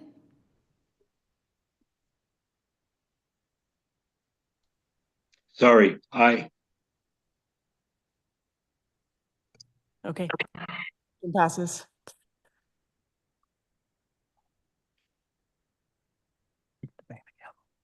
Do I have to bang the gavel? That's the best part. Okay. All right. It says to information reports.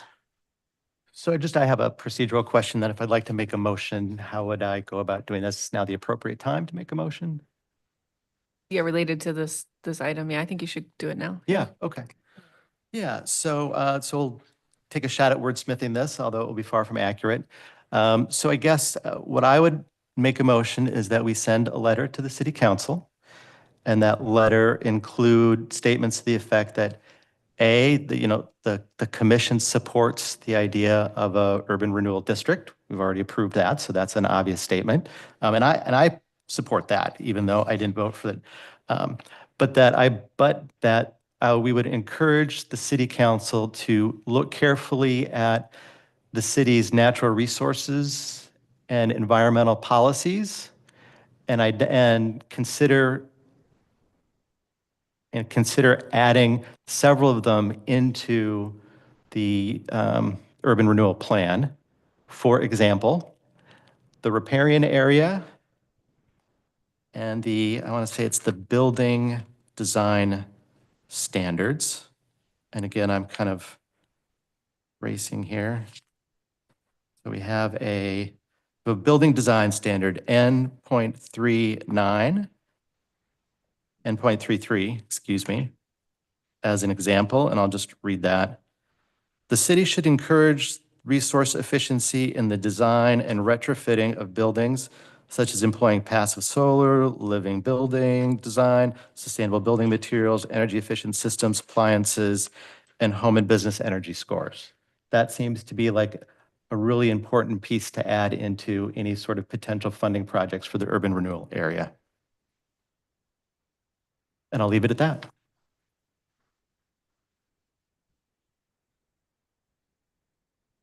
second.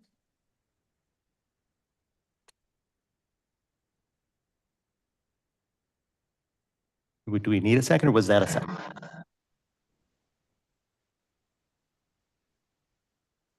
Would you reread the motion?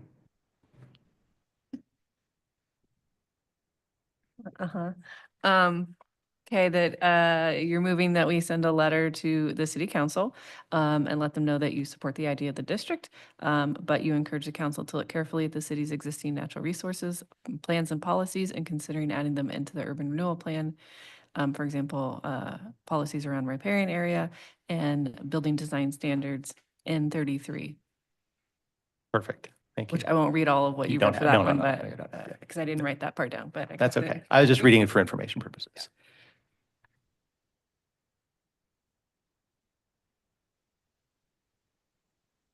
All right. Well, I tried.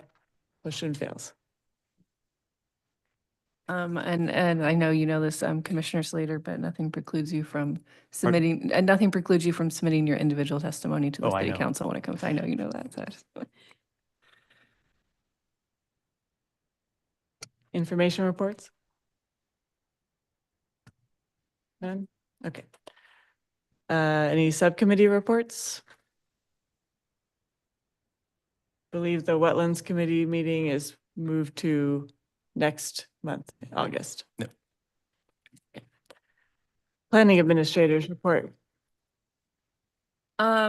Yeah, just briefly wanted to follow up on our conversation we had last week about potential data center. And I don't know if you didn't have anything better to do last night and watch city council that went to 12:45 a.m. Where I was at in attendance.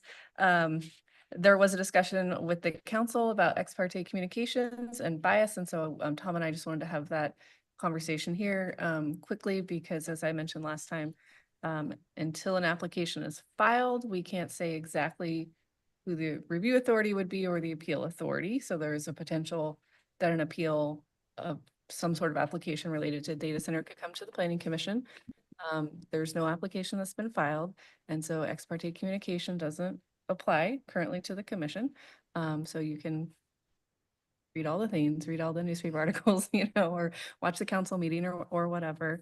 And when an application comes in, I will notify you all that when it comes in to let you know that ex parte communication, generally you should not be talking about it after that point. And then when it's deemed complete is the time, like once we do an initial review, then I would be able to tell you for sure what, some people don't submit all their applications that they think they need. So we review it and say, actually, you need X, Y, and Z. So once we get through that, I would be able to tell you for sure if it's a package that is appealable to the commission or not. And so as a reminder, with the combined applications, if any of them has a review, the highest review authority, then that's where it goes. So if 8 of the applications are hearings officer and 1 is planning commission and it's combined, they all come to the planning commission. So that's how that works. And at council last night, the city attorney advised the council that even if they may, not have an ex parte issue, because application's not submitted yet, if they were to make public statements that made it really seem like they had already prejudged, the project or the application, and then they were eventually a review authority or reviewing the appeal, there could be, a situation where the applicant could claim that you had bias in their application. That is something they could appeal the application on. So if you were to make a strong, Facebook statement or whatever, right now, I will never approve a data center. There just never can be, done to meet city codes or what, some exaggerated statement like that. Then that would be a problem then if you were to then have to hear the appeal on it. And Tom, I see, has turned on his camera. I don't know if he has anything to add or if maybe he's just wanting to be prepared if there's specific questions on that. Questions? Really don't.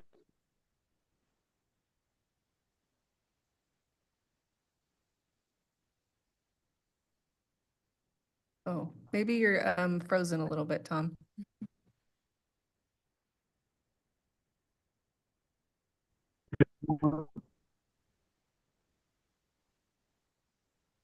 If ex parte does occur, then it has to be disclosed. And there has to be a determination about whether or not, notwithstanding the ex parte community merits. As is a more difficult issue, parties who are before the commission on a quasi judicial basis have a right to an impartial hearing of the facts. And so the question comes down to, are you in a situation where, because of prior statements, it would be impossible for you to objectively determine the criteria based on the evidence presented? Then you would be precluded from participating in that decision. The courts have given people in this situation wide discretion, because there is that tension between being, a public official and then being a quasi-judicial decider. And so it's often incumbent upon the person to say at the time that the hearing occurs, well, I've made these statements, but I'm going to judge these things on their own merit.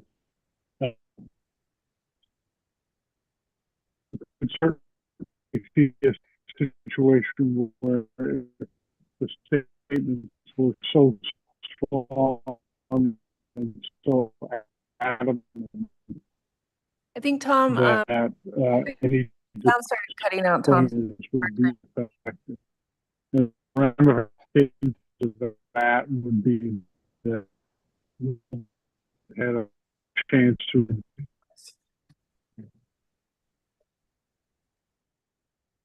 In Tom's defense, he's already retired and he lives far away and he just helps us on contract. So thank you for your help, Tom. We muted you just because your sound was cutting out, but I will summarize a little bit of that as just a reminder that everybody that participates in a quasi-judicial hearing has the right to know what evidence the commission is using to make their decision and what facts they're basing it on. And that goes for the applicant, for neighbors and neighborhood associations, anybody. And that's why the ex parte restrictions apply, so that everything that you're reviewing is on the record. Everyone has the same material, the same video, the same article, whatever it is. And then I think I heard Tom say if that communication does happen, maybe accidentally, or it just happens, you. How about now? Yes, we can hear. Yes, so far for that sentence.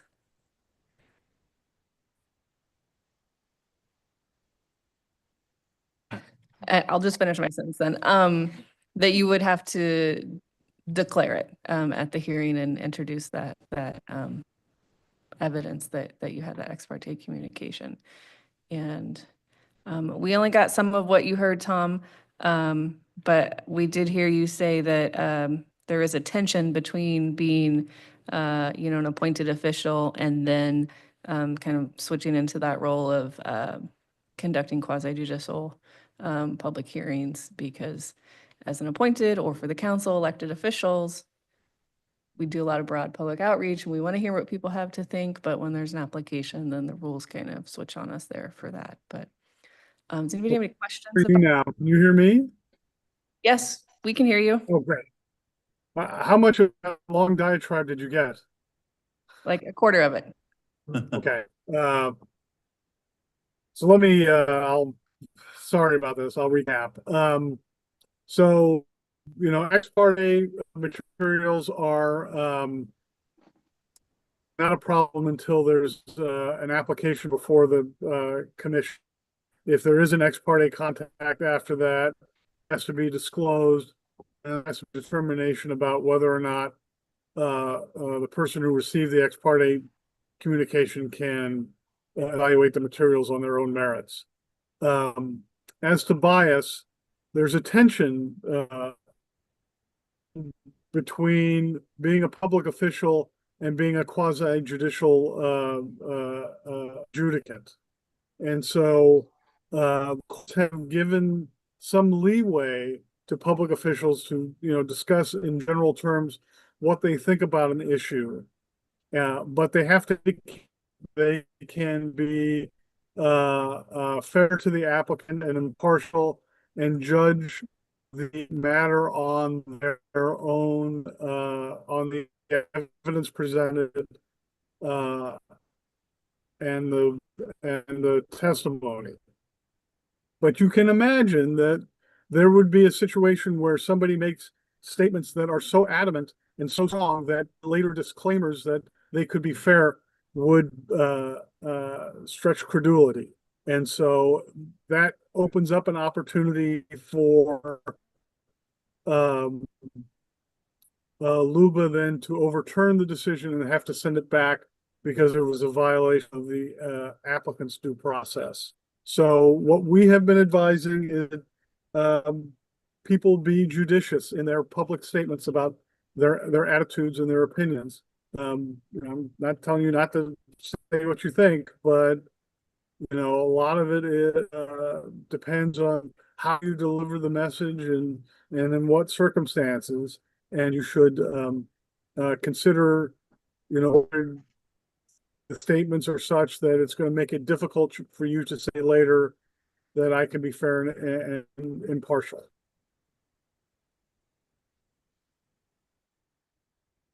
Great, thank you, Tom.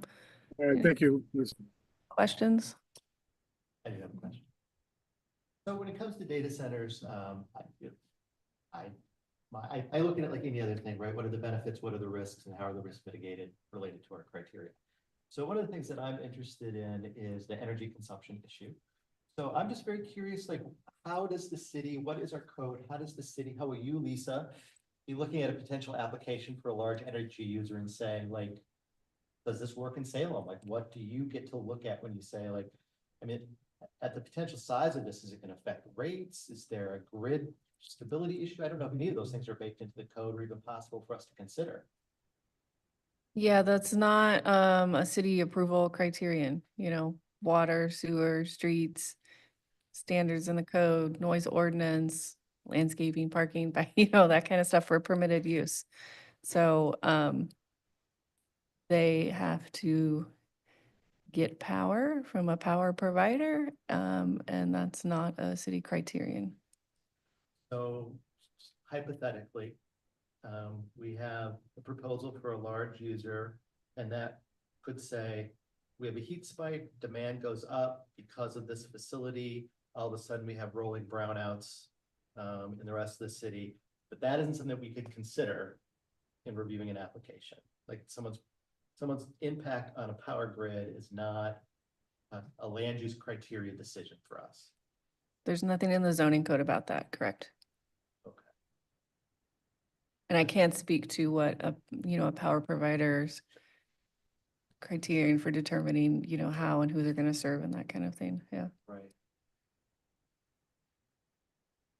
And I'll just say, just for the record, because they have not applied, I haven't seen their application or any of their materials Yeah, that, this is and that don't my know question is anything not about. project specific. Yeah. For any project going through, they have to identify how they're meeting the various statewide goals.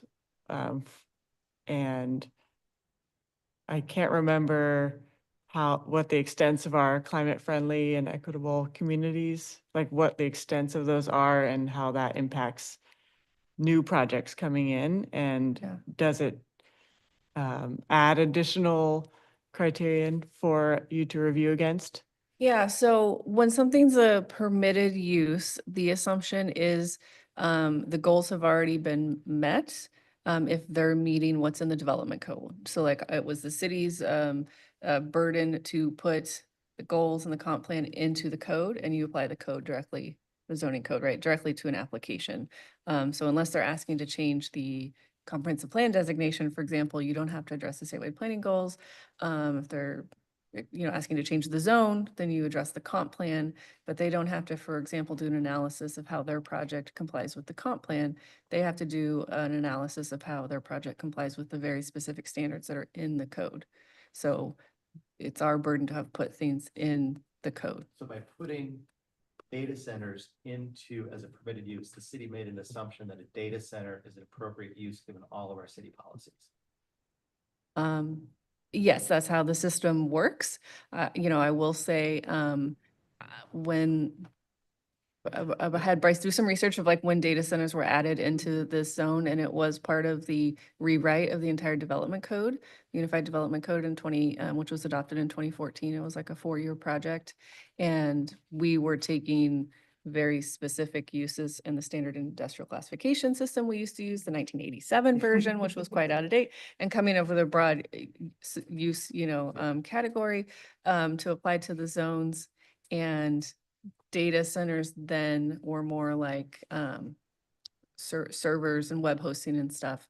And I'm not sure that the potential impacts, that maybe it could come from a data center today was what data centers were then. So I'll just say, like, I don't know that it was a policy decision in 2014 that this is at this scale necessarily, but the code doesn't, there's no limit on scale or anything like that in the code. It's just, it is a permitted use in 5 or 6 different zones at this point. So, would we have an opportunity then to talk about some language that would identify maybe additional expectations once you hit a certain threshold for a scale of a data center? So then that wouldn't affect anything small and reasonable that can come into the city, but it, Big power user.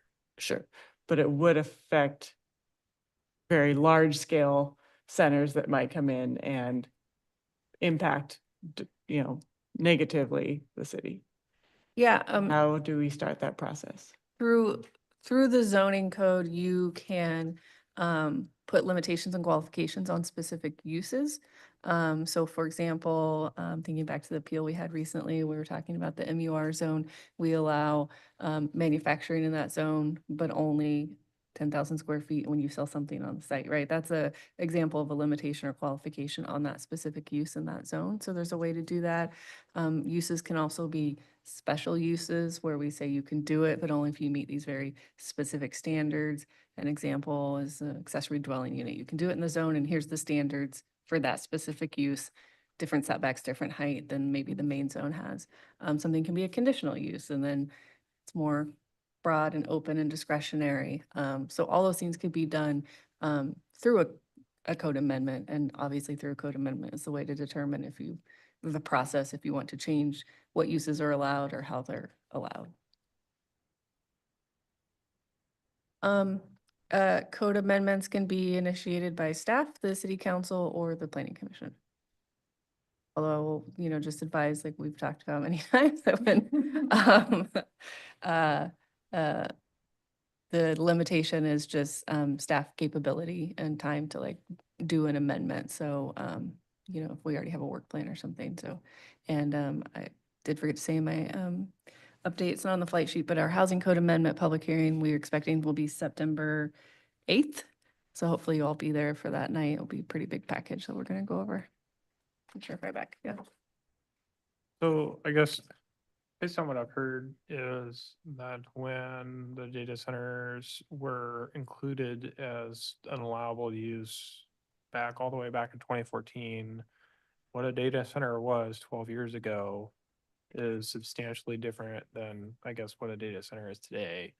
Like, I remember hearing about all the data centers that were built out in Prineville or whatever way back when, and they were essentially server farms where they just have a bunch of hard drives out in the middle of the desert, and they're putting your Facebook posts up on there, and then when you want to send something to your aunt or something that she can go pull that from there. But it's kind of changed a little bit where instead of just data storage, they're kind of doing computational processing, and it's like now instead of just a bunch of hard drives, it's a bunch of computers, or I guess graphics cards, that are out there, and they're the definition of the uses seems like it's changed since we put it in the code.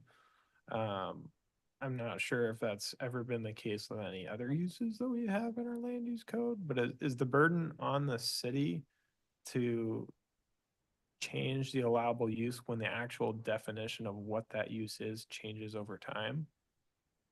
Yeah, I think the way the zoning code and the uses are is that we have a use classification system. Yeah. And so we list, an example of we list the characteristics of a use, like this use, generally these things, maybe wholesaling and trucks are coming and going and there's not on-site sales generally, you know, et cetera, et cetera. And then we list examples. So here's an example of some businesses that you know, if you're this type of business, you're wholesaling. And then we list some exceptions, you know, if you're doing this, you're not wholesaling, you're here. Maybe it's similar, so people are looking there. And then our intent was to not list every use possible because that's what they tried to do in the 80s and it just, you know, backfires every year, especially as like technology started changing in the 90s. So the code says you don't have to be listed in an example. But if you have a use coming in, you have to make the case under the characteristics for what your use is. And then I, as planning administrator, agree or disagree. And if you don't, you know, I might say, no, actually, you're this for these reasons. And if you disagree with me, you can file a use classification kind of appeal, and I do a written decision about why I think I'm right, and you can appeal that to the hearings officer. So you have a opportunity to disagree about your use. But we've done some of those, but there's not been a case where it's like you're so far out of all the characteristics of any use that we don't think you're a use permitted in the city. Like, we don't have to allow every use in the city, right? But when somebody comes in, and that, I guess, just looking at how the data center one is written, it's pretty broad. It doesn't say, you know, if you have computers and whatever, but you're only using this much energy or water. It's just, you know, the uses aren't like that. They're more broad and they're intended to be more broad. So again, I think if there was an intention to put limitations or change how the use is allowed or whatever, it would, you know, be a code amendment and, you know, would take outreach and, you know, research and that kind of stuff. I'll say that I'm not anywhere near a data center expert, despite, you know, I listened to all the testimony last night and read many of the emails and, you know, learning lots of stuff about them. But, you know, it would be a project to figure that kind of thing out, so. So is it within the capacity of the city to issue a clarification? I mean, like, to me, when the code was adopted, it wasn't adopted under the, you know, hey, this is what we have today and we're okay with it. It was adopted based on what we had in 2014 and we were okay with that. Could, you know, like maybe data center or data storage and then data processing be like two different things? Or would I mean, I the think code so, have but to change? it would be through a code amendment, yeah. It'd have to, even if we wanted to change the use categories that we have, that would be a code amendment process as well. What is an expedited, legally permissible timeline for a code amendment? Oh, there's certain parts of the process that come from state law. You have to do 35-day notice to DLCD before you can have the hearing. Somebody has to initiate it, you know, council or planning commission, so that usually happens a little bit before that. And then you have to have a public hearing, at least one, either planning commission or council. And then if somebody, you know, has to have it continued, you might have more than one hearing, and then you have to have a first reading and a second reading of the ordinance at city council, so that's, you know, 2 meetings. And then you have to have there's 30-day like appeal period before the ordinance is effective, or I think maybe some ordinances can be an emergency clause, but maybe not for land use. I'm not sure. I don't think we've done that.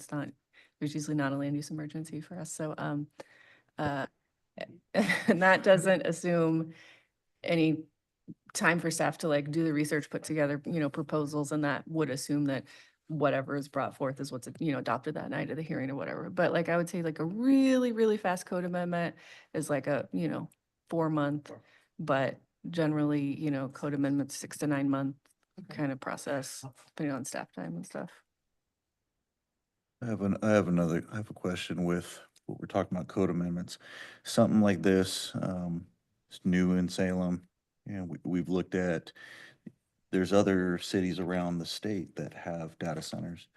Has there ever been a situation where the planning department has reached out to see, this is just a thought, like Portland has a data center, Hillsborough has a data center, checking with their policies, seeing what they've done and what kind of parameters they've had to go through in their cities when a data center was built, and see what worked for them and see what can work for us as far as doing a code amendment or seeing what should be done and adjust it on our code. Yeah. Has anything ever been done like that? We haven't with done other that cities? research yet, but that is definitely the type of thing we would do if we were gonna work on a code amendment. It's very That way we can common make a and, good, yeah. you know, informed decision based off of Absolutely. what other cities have done that have Yep. data centers. Yep. Yep. Okay. Well, I know for myself, I think it would be in the interest of the city of Salem, our community, to at least provide a mechanism for reevaluating what a data center means, because it is significantly different from what was in 2014. So do we need a motion to initiate that process? And it's an exploratory process. It wouldn't be, of course, wordsmithing the language of a code amendment tonight, but can we start a, I think we would have to write a resolution. So perhaps a motion to bring back more information at the next meeting could be something. Tom, did you have anything that, I thought I saw your hand. Well, the city council's got a work session planned, or a special session, I'm sorry, planned coming up in the next week or two, where I think a lot of these ideas are going to be explored. So I think it would be helpful to everyone if we don't duplicate efforts. And so it might be useful to wait and see what comes out of that special session, and then see where our would be best applied. Because I think, you know, after 7 hours of testimony, I think folks have gotten the city council's attention, and they intend to take some steps to try to act regarding this issue.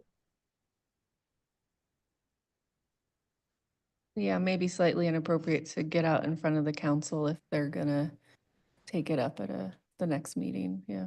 I agree with that. It's like putting the cart before the horse. Who's the cart? Who's the So it does raise the interesting question of what is the planning commission's responsibility or role in a situation like this. I do think that we have probably some things that we can weigh in on that might be helpful.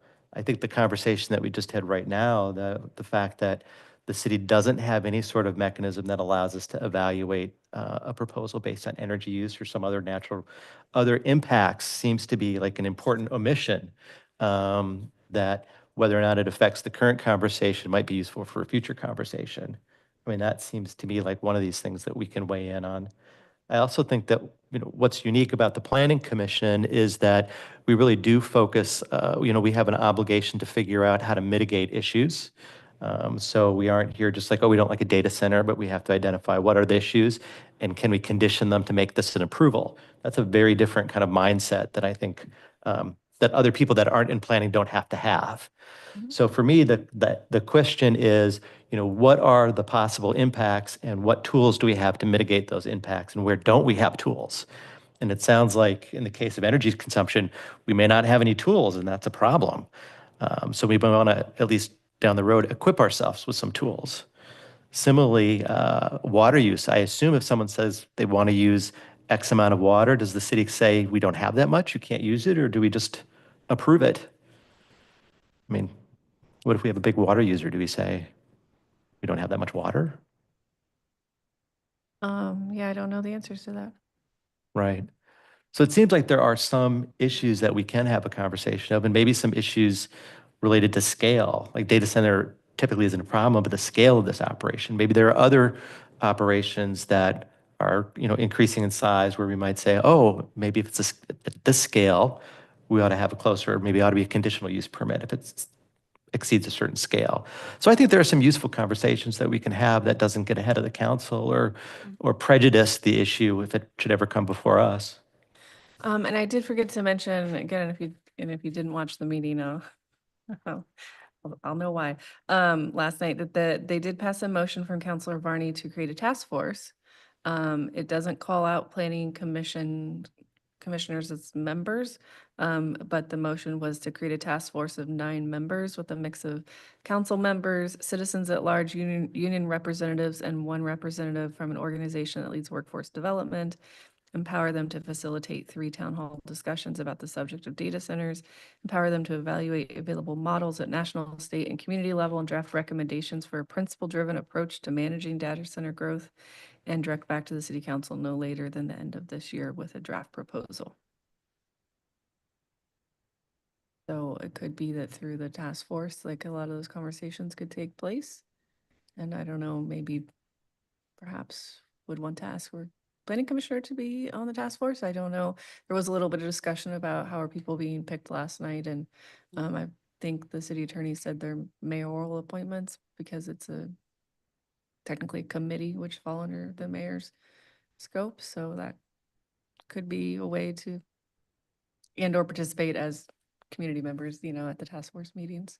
Well, I do feel like there is some sort of, I don't want to say urgency, but like city council went till like 12:45 in the morning I guess today, which is pretty unheard of as far as I'm concerned.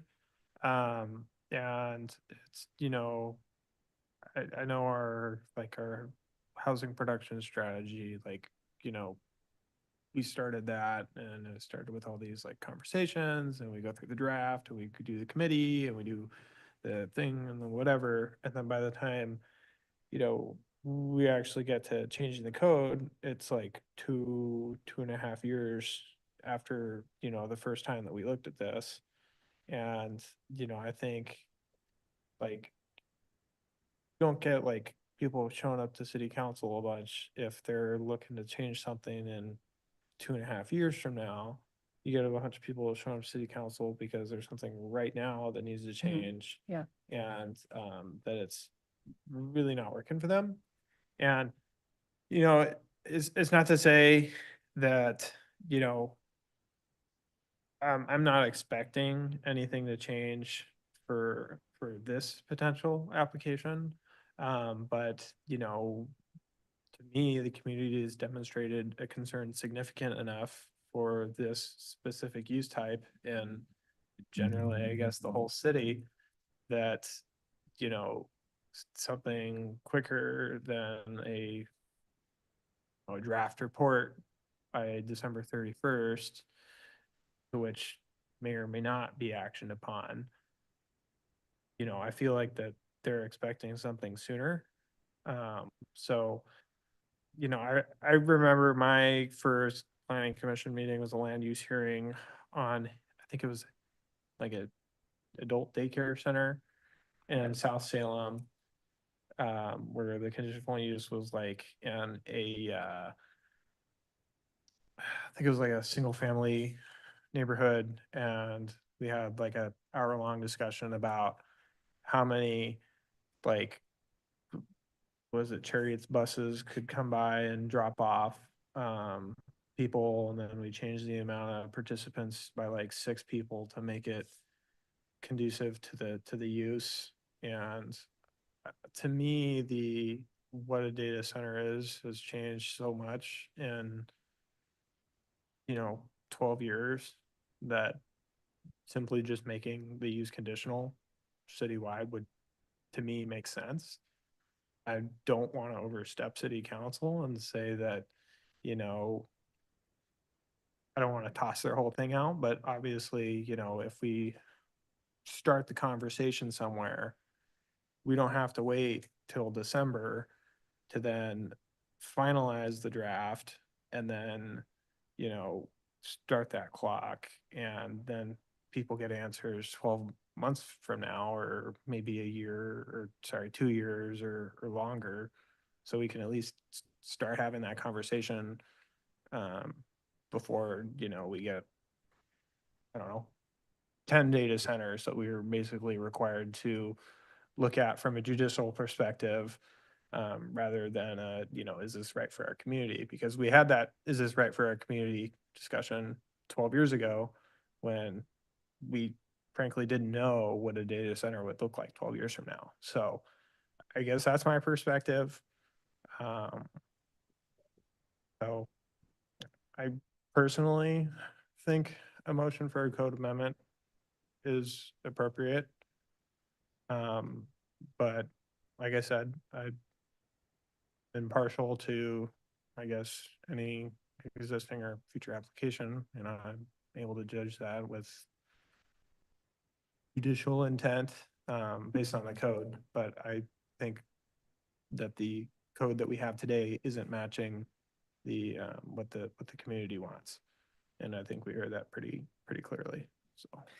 Yeah, I'm just, it's a tough position for staff if the council is convening a task force to look at the issue to also be directed by a different commission to do something that maybe the council hasn't directed us to do, so.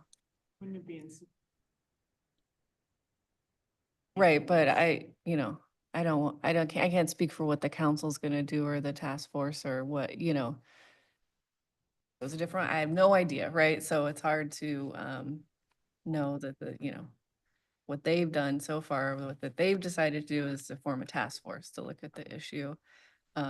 So generally, if the council has this issue in front of them, we don't want to be doing something on the same thing at the same time, right, in a different venue.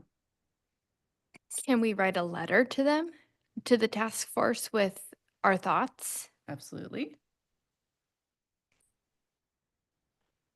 I think, like I was mentioning earlier, is with other cities close to us, Medford, Eugene, Hillsborough, that have data centers, being proactive and looking at what kind of systems they have in place. As we talked about, data centers 12 years ago are different nowadays. Currently, technologies change, systems change, water systems, electric systems, cooling systems all change, and that are new requirements for these type of systems. So educating ourselves in our city and with what other cities are doing, and if they've made upgrades from the time that they built their data centers and updated to code and in their cities, I think that would be valuable information for us to know. And before we make decisions to our code, say, oh, okay, this is what they have done. How many years have they had their data centers in place? Have they been running efficiently? Has there been any environmental impacts in those areas? And looking at their codes and their code divisions down there in those cities. I think that'd be valuable Yeah, info. and I assume that's the kind of information the task force would want to be looking at, gathering that kind of information, what other communities are doing, what the impacts are, technical, aspects of this type of use. Hearing your advice is for the city council, we should just. I'm just cautious about having, dual the commission and the council and the planning commission getting ahead of the council or taking up something that maybe the city council, feels is their purview and they're working on based on the importance to the community. So what would your advice be? I mean, obviously, this is an important issue. It affects land use. It is a land use application. In this case, it got to the council before it got to the planning commission. What is your recommendation on what role we can play? Well, I think asking if a planning commissioner could be on the task force would be good. If the commission wants to write a letter to either the council or just the task, I mean, the task force hasn't been assigned or anything yet, but the ask would be, I think, of the mayor to see if a commissioner could be on the task force. And then I believe Tom mentioned the council taking the issue up again at the next meeting. So I think waiting to see what that means, what the council is doing, and then reacting to that and seeing how we can be integrated into that.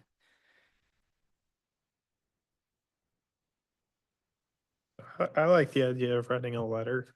Um, Certainly don't want to step on anybody's toes.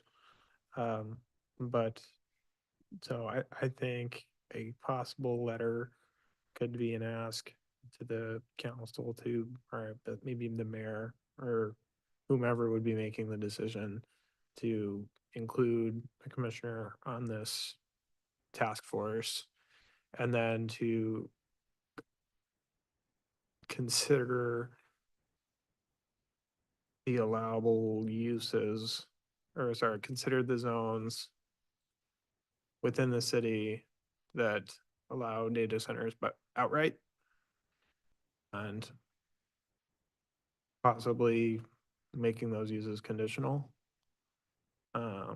in the interim, because I really don't think the message that maybe I watched like 5 minutes of council last night and then I had to go to bed. But How dare in you? those, yeah, in those 5 minutes, I got the message that people really want to see change sooner than later.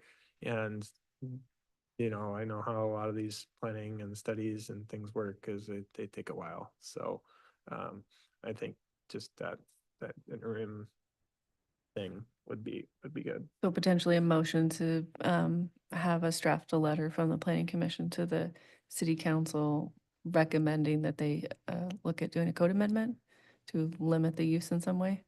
Yeah, I think that would be good. Okay. And the request for a planning commissioner to be separate from the letter. That's just a. that's just Yeah, an op- we could put them together, and then send the whole thing to the full city council. I mean, I And think that request doesn't need to be in the letter. The Yeah. letter is more of a yeah, specific Sure. to the. Yeah. Land use component. yes. Yes, okay. An email from our president who's not here tonight, so I don't know if we should task him to the mayor asking for an appointment.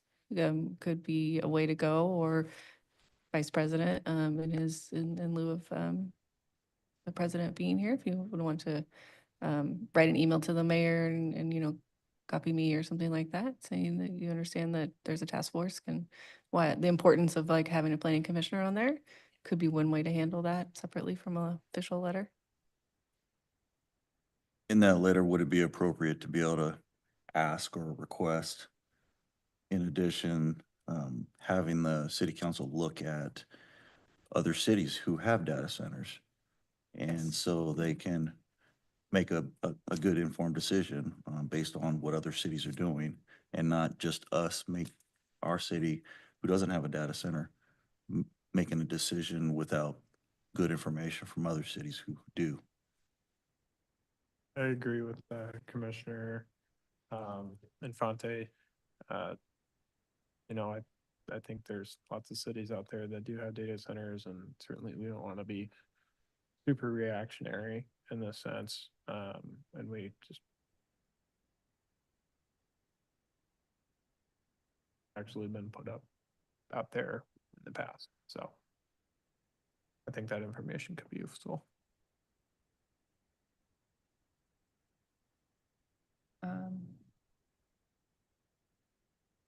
We're wanting to direct me to write that letter or prepare a draft, then we would need a motion for that. May I say something? I've been trying to get in the discussion. Or can you hear me? Yep, go for it, Commissioner. Okay, thank you. I definitely support having a member of the Planning Commission on the new task force. I think that's an excellent idea. What I am concerned about is we know that they're going to apply for the data center to be built. And the discussion here tonight sounds like people have already made up their minds. I mean, that's just what I'm hearing. Now, I worry about pushing a code amendment when we know the application's going to come. So that's all I have to say. Yeah, and I'll just, I think all of the commissioners know, but if there's people listening at home, if, a code amendment was to be initiated and worked on, any application that came in, it wouldn't apply to it. So if it came Okay, time before the ordinance was effective, it wouldn't impact that. That's standard in land use. It comes from the ORS, and basically the city can't move the goalposts, so you can't, get right. regulations and then change the regulations. So whatever is in place the day they submit are the regulations we have to evaluate their application against. Okay. I didn't realize that, um, that there would be no what do I want to say? Ex post facto, uh, provision. So that's good. That's fine. I just, it's fine to do that. I agree with it now that I understand the limitations. Procedural question then. The rules that apply are the rules are in effect when they apply or when it's deemed complete, When they apply. when they first apply. Yes, So so even they if it's an could go incomplete through- application. Yes, and if you don't know, under state law, they have up to 180 days to get to that point where the application's complete, or they can say, we're not giving you any more information and process the application, and then therefore it's complete. If after 180 days, we're still waiting for information and we don't hear from an applicant, then it does expire and they have to reapply. And if the rules have changed, the fees have changed, whatever, then they're under the new rule. So, but there can be, many iterations of submissions, review of that submission, more submissions before we get to that complete. Okay. So, but it is the application, Yes. just the submittal of the application. Okay, that's helpful. Thank Yeah. you. Yeah. So I know we don't have a motion yet, but just in discussing the letter, thinking based on the comments I heard, just make sure I'm hearing this correctly, it would be more of, we're requesting the council consider initiating a code amendment to limit or restrict in some way the uses. You're not proposing, for example, to propose the solution, right, Commissioner Fryback? You're just more like, we think the use could be handled differently in the zoning code and we would expect part of that code amendment to include research on how other cities with data centers regulate this use, to Commissioner Infante's point. And then, some information about how when it was added in 2014, the impacts were different than AI data centers, maybe the impacts that they have today. Is that generally what commissioners were expecting? Did we want to talk about the energy code and kind of the impact of no restrictions in the code about overall city? You would want to talk about it as a point for the city to consider if we. I would encourage us to have another conversation and further develop that a little bit.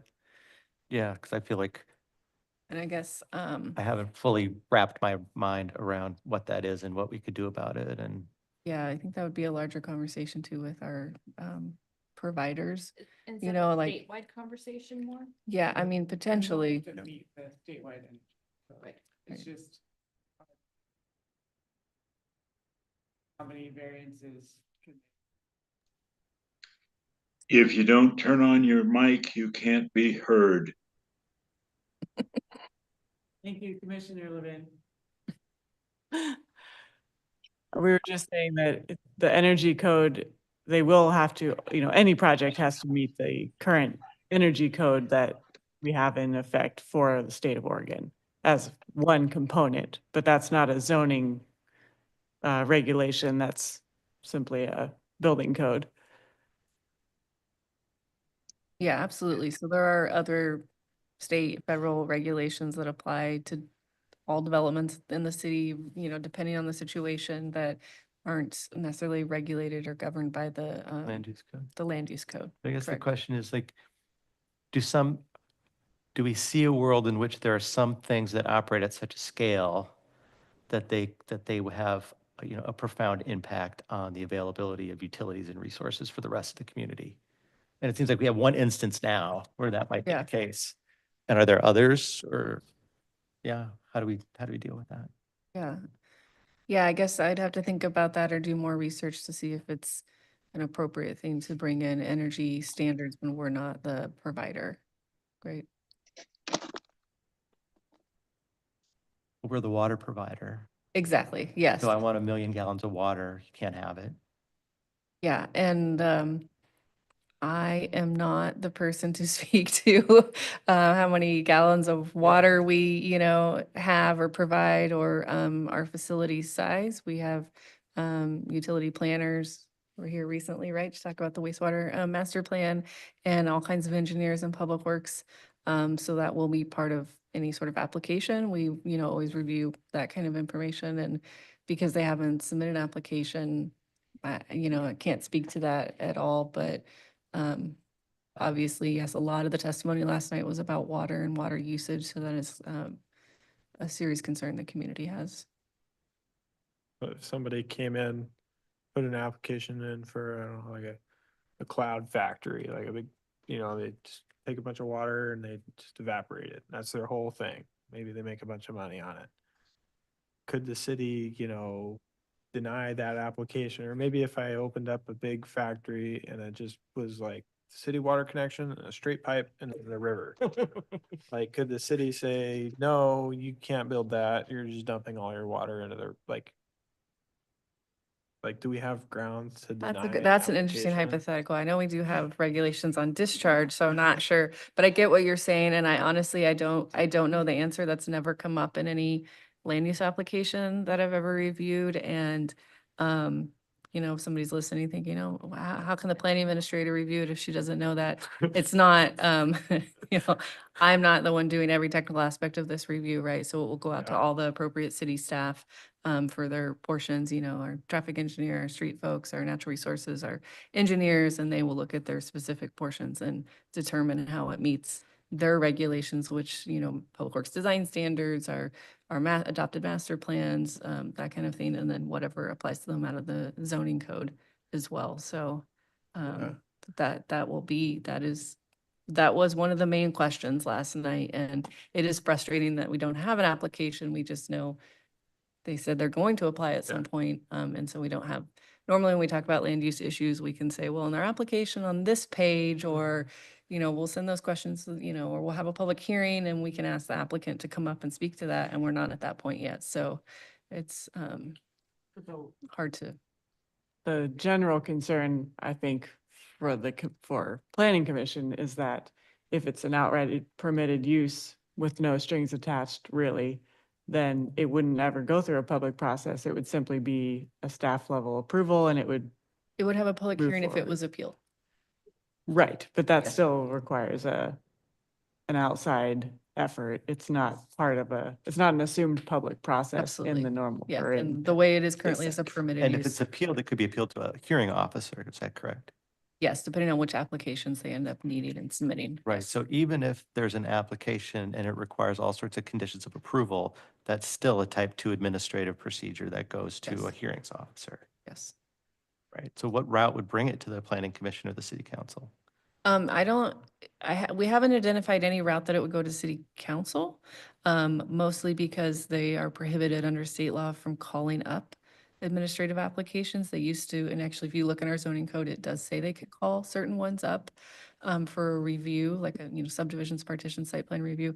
But last year, Senate Bill 1537 prohibited it by saying you can only apply the procedures in state law to administrative applications. And of course, a council call up is a fairly unique Salem process. So we can't do that anymore. And we're going to fix the zoning code to reflect that. So we haven't really identified any application that they would have that would go to city council in any way.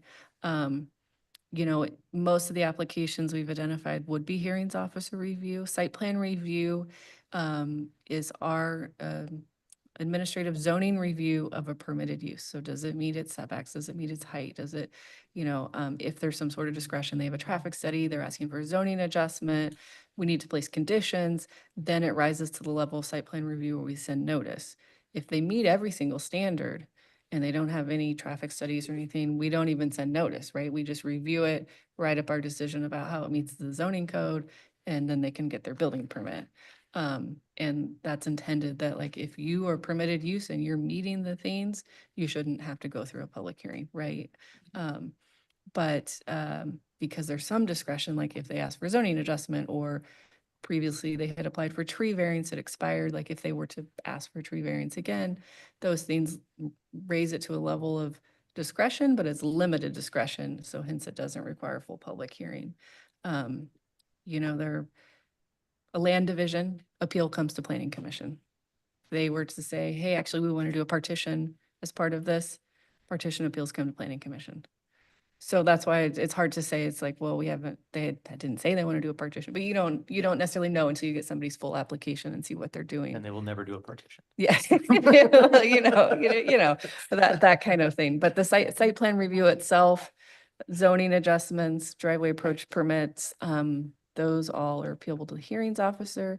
And really on appeal, no matter who the, review authority is, but the reason it's the hearings officer, the idea is it's a permitted use and it's limited, and do they meet these standards in the code? And the appeal then is therefore limited and it's not more of a discretionary process that would be necessarily in front of the planning commission or the city council. We're just dealing with something that is operating at a scale that we never considered. Yes, yeah. So I think I guess my intent with the letter is to capture things that we might want to say get a handle on before the final version of that task force thing is released, and then they're able to implement those findings.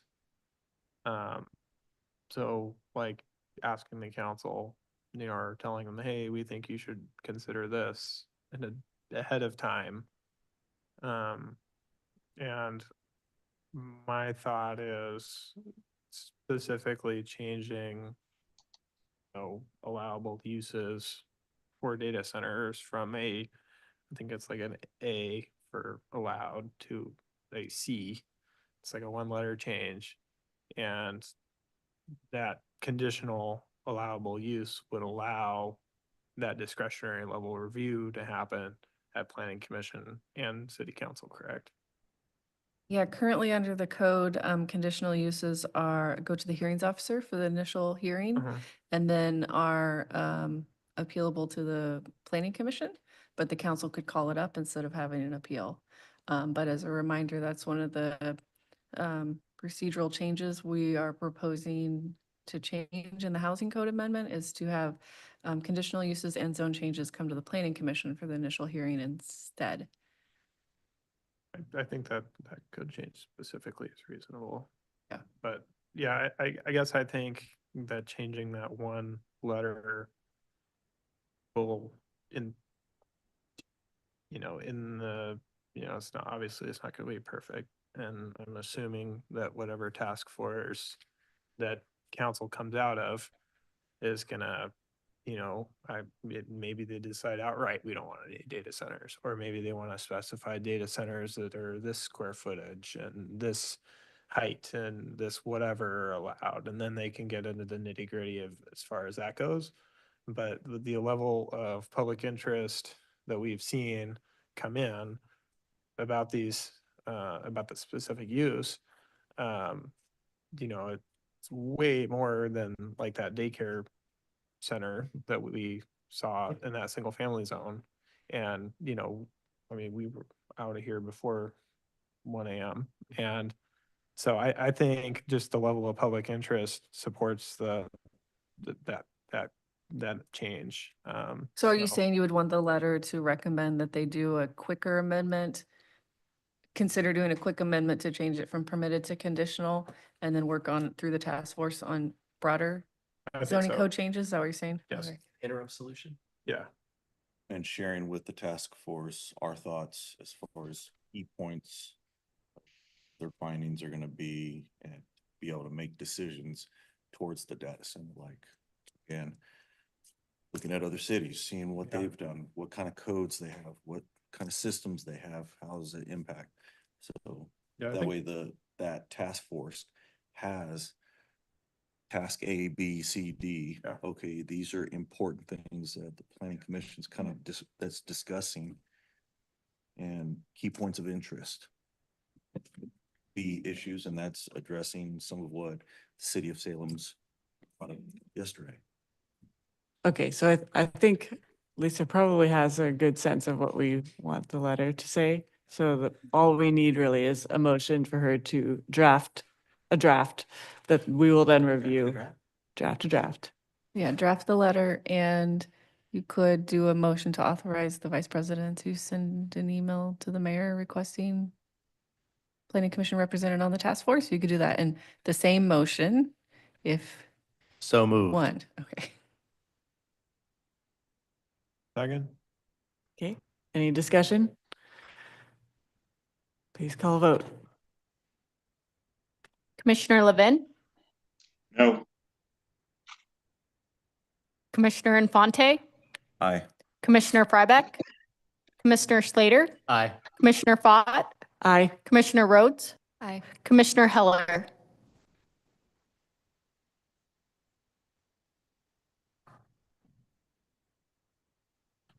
Commissioner Heller,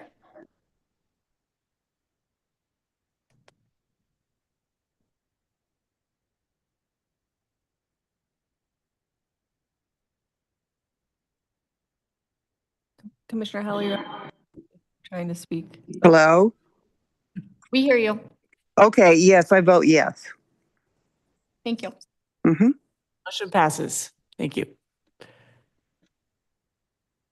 Okay. Any other? Okay, no. Commi- Commissioner comments for the good of the order? One very unrelated comment after all that. So I think a few months ago, I put in an application to be on the Chariots Community Advisory Committee as their bicycle and pedestrian representative. I have been appointed by the Chariots Board. So I think my first meeting is like later August. Awesome. Their meetings, their calendar says they're not supposed to overlap with planning commission meeting. That's the case for every single one except for December. Just to note, I will not be cheating on you guys with AC, so I will be here and they're gonna have to miss me for that meeting. So I just letting everybody know, and then, you know, obviously I'm on the planning commission too, so I can bring in perspectives from this group with regard to bicycle and pedestrian related items. So that's all I got. Great. Congratulations. Yeah, congratulations. Thank you. Okay, and we have no public comment, I believe. No one online. No. Okay. All right. We are adjourned.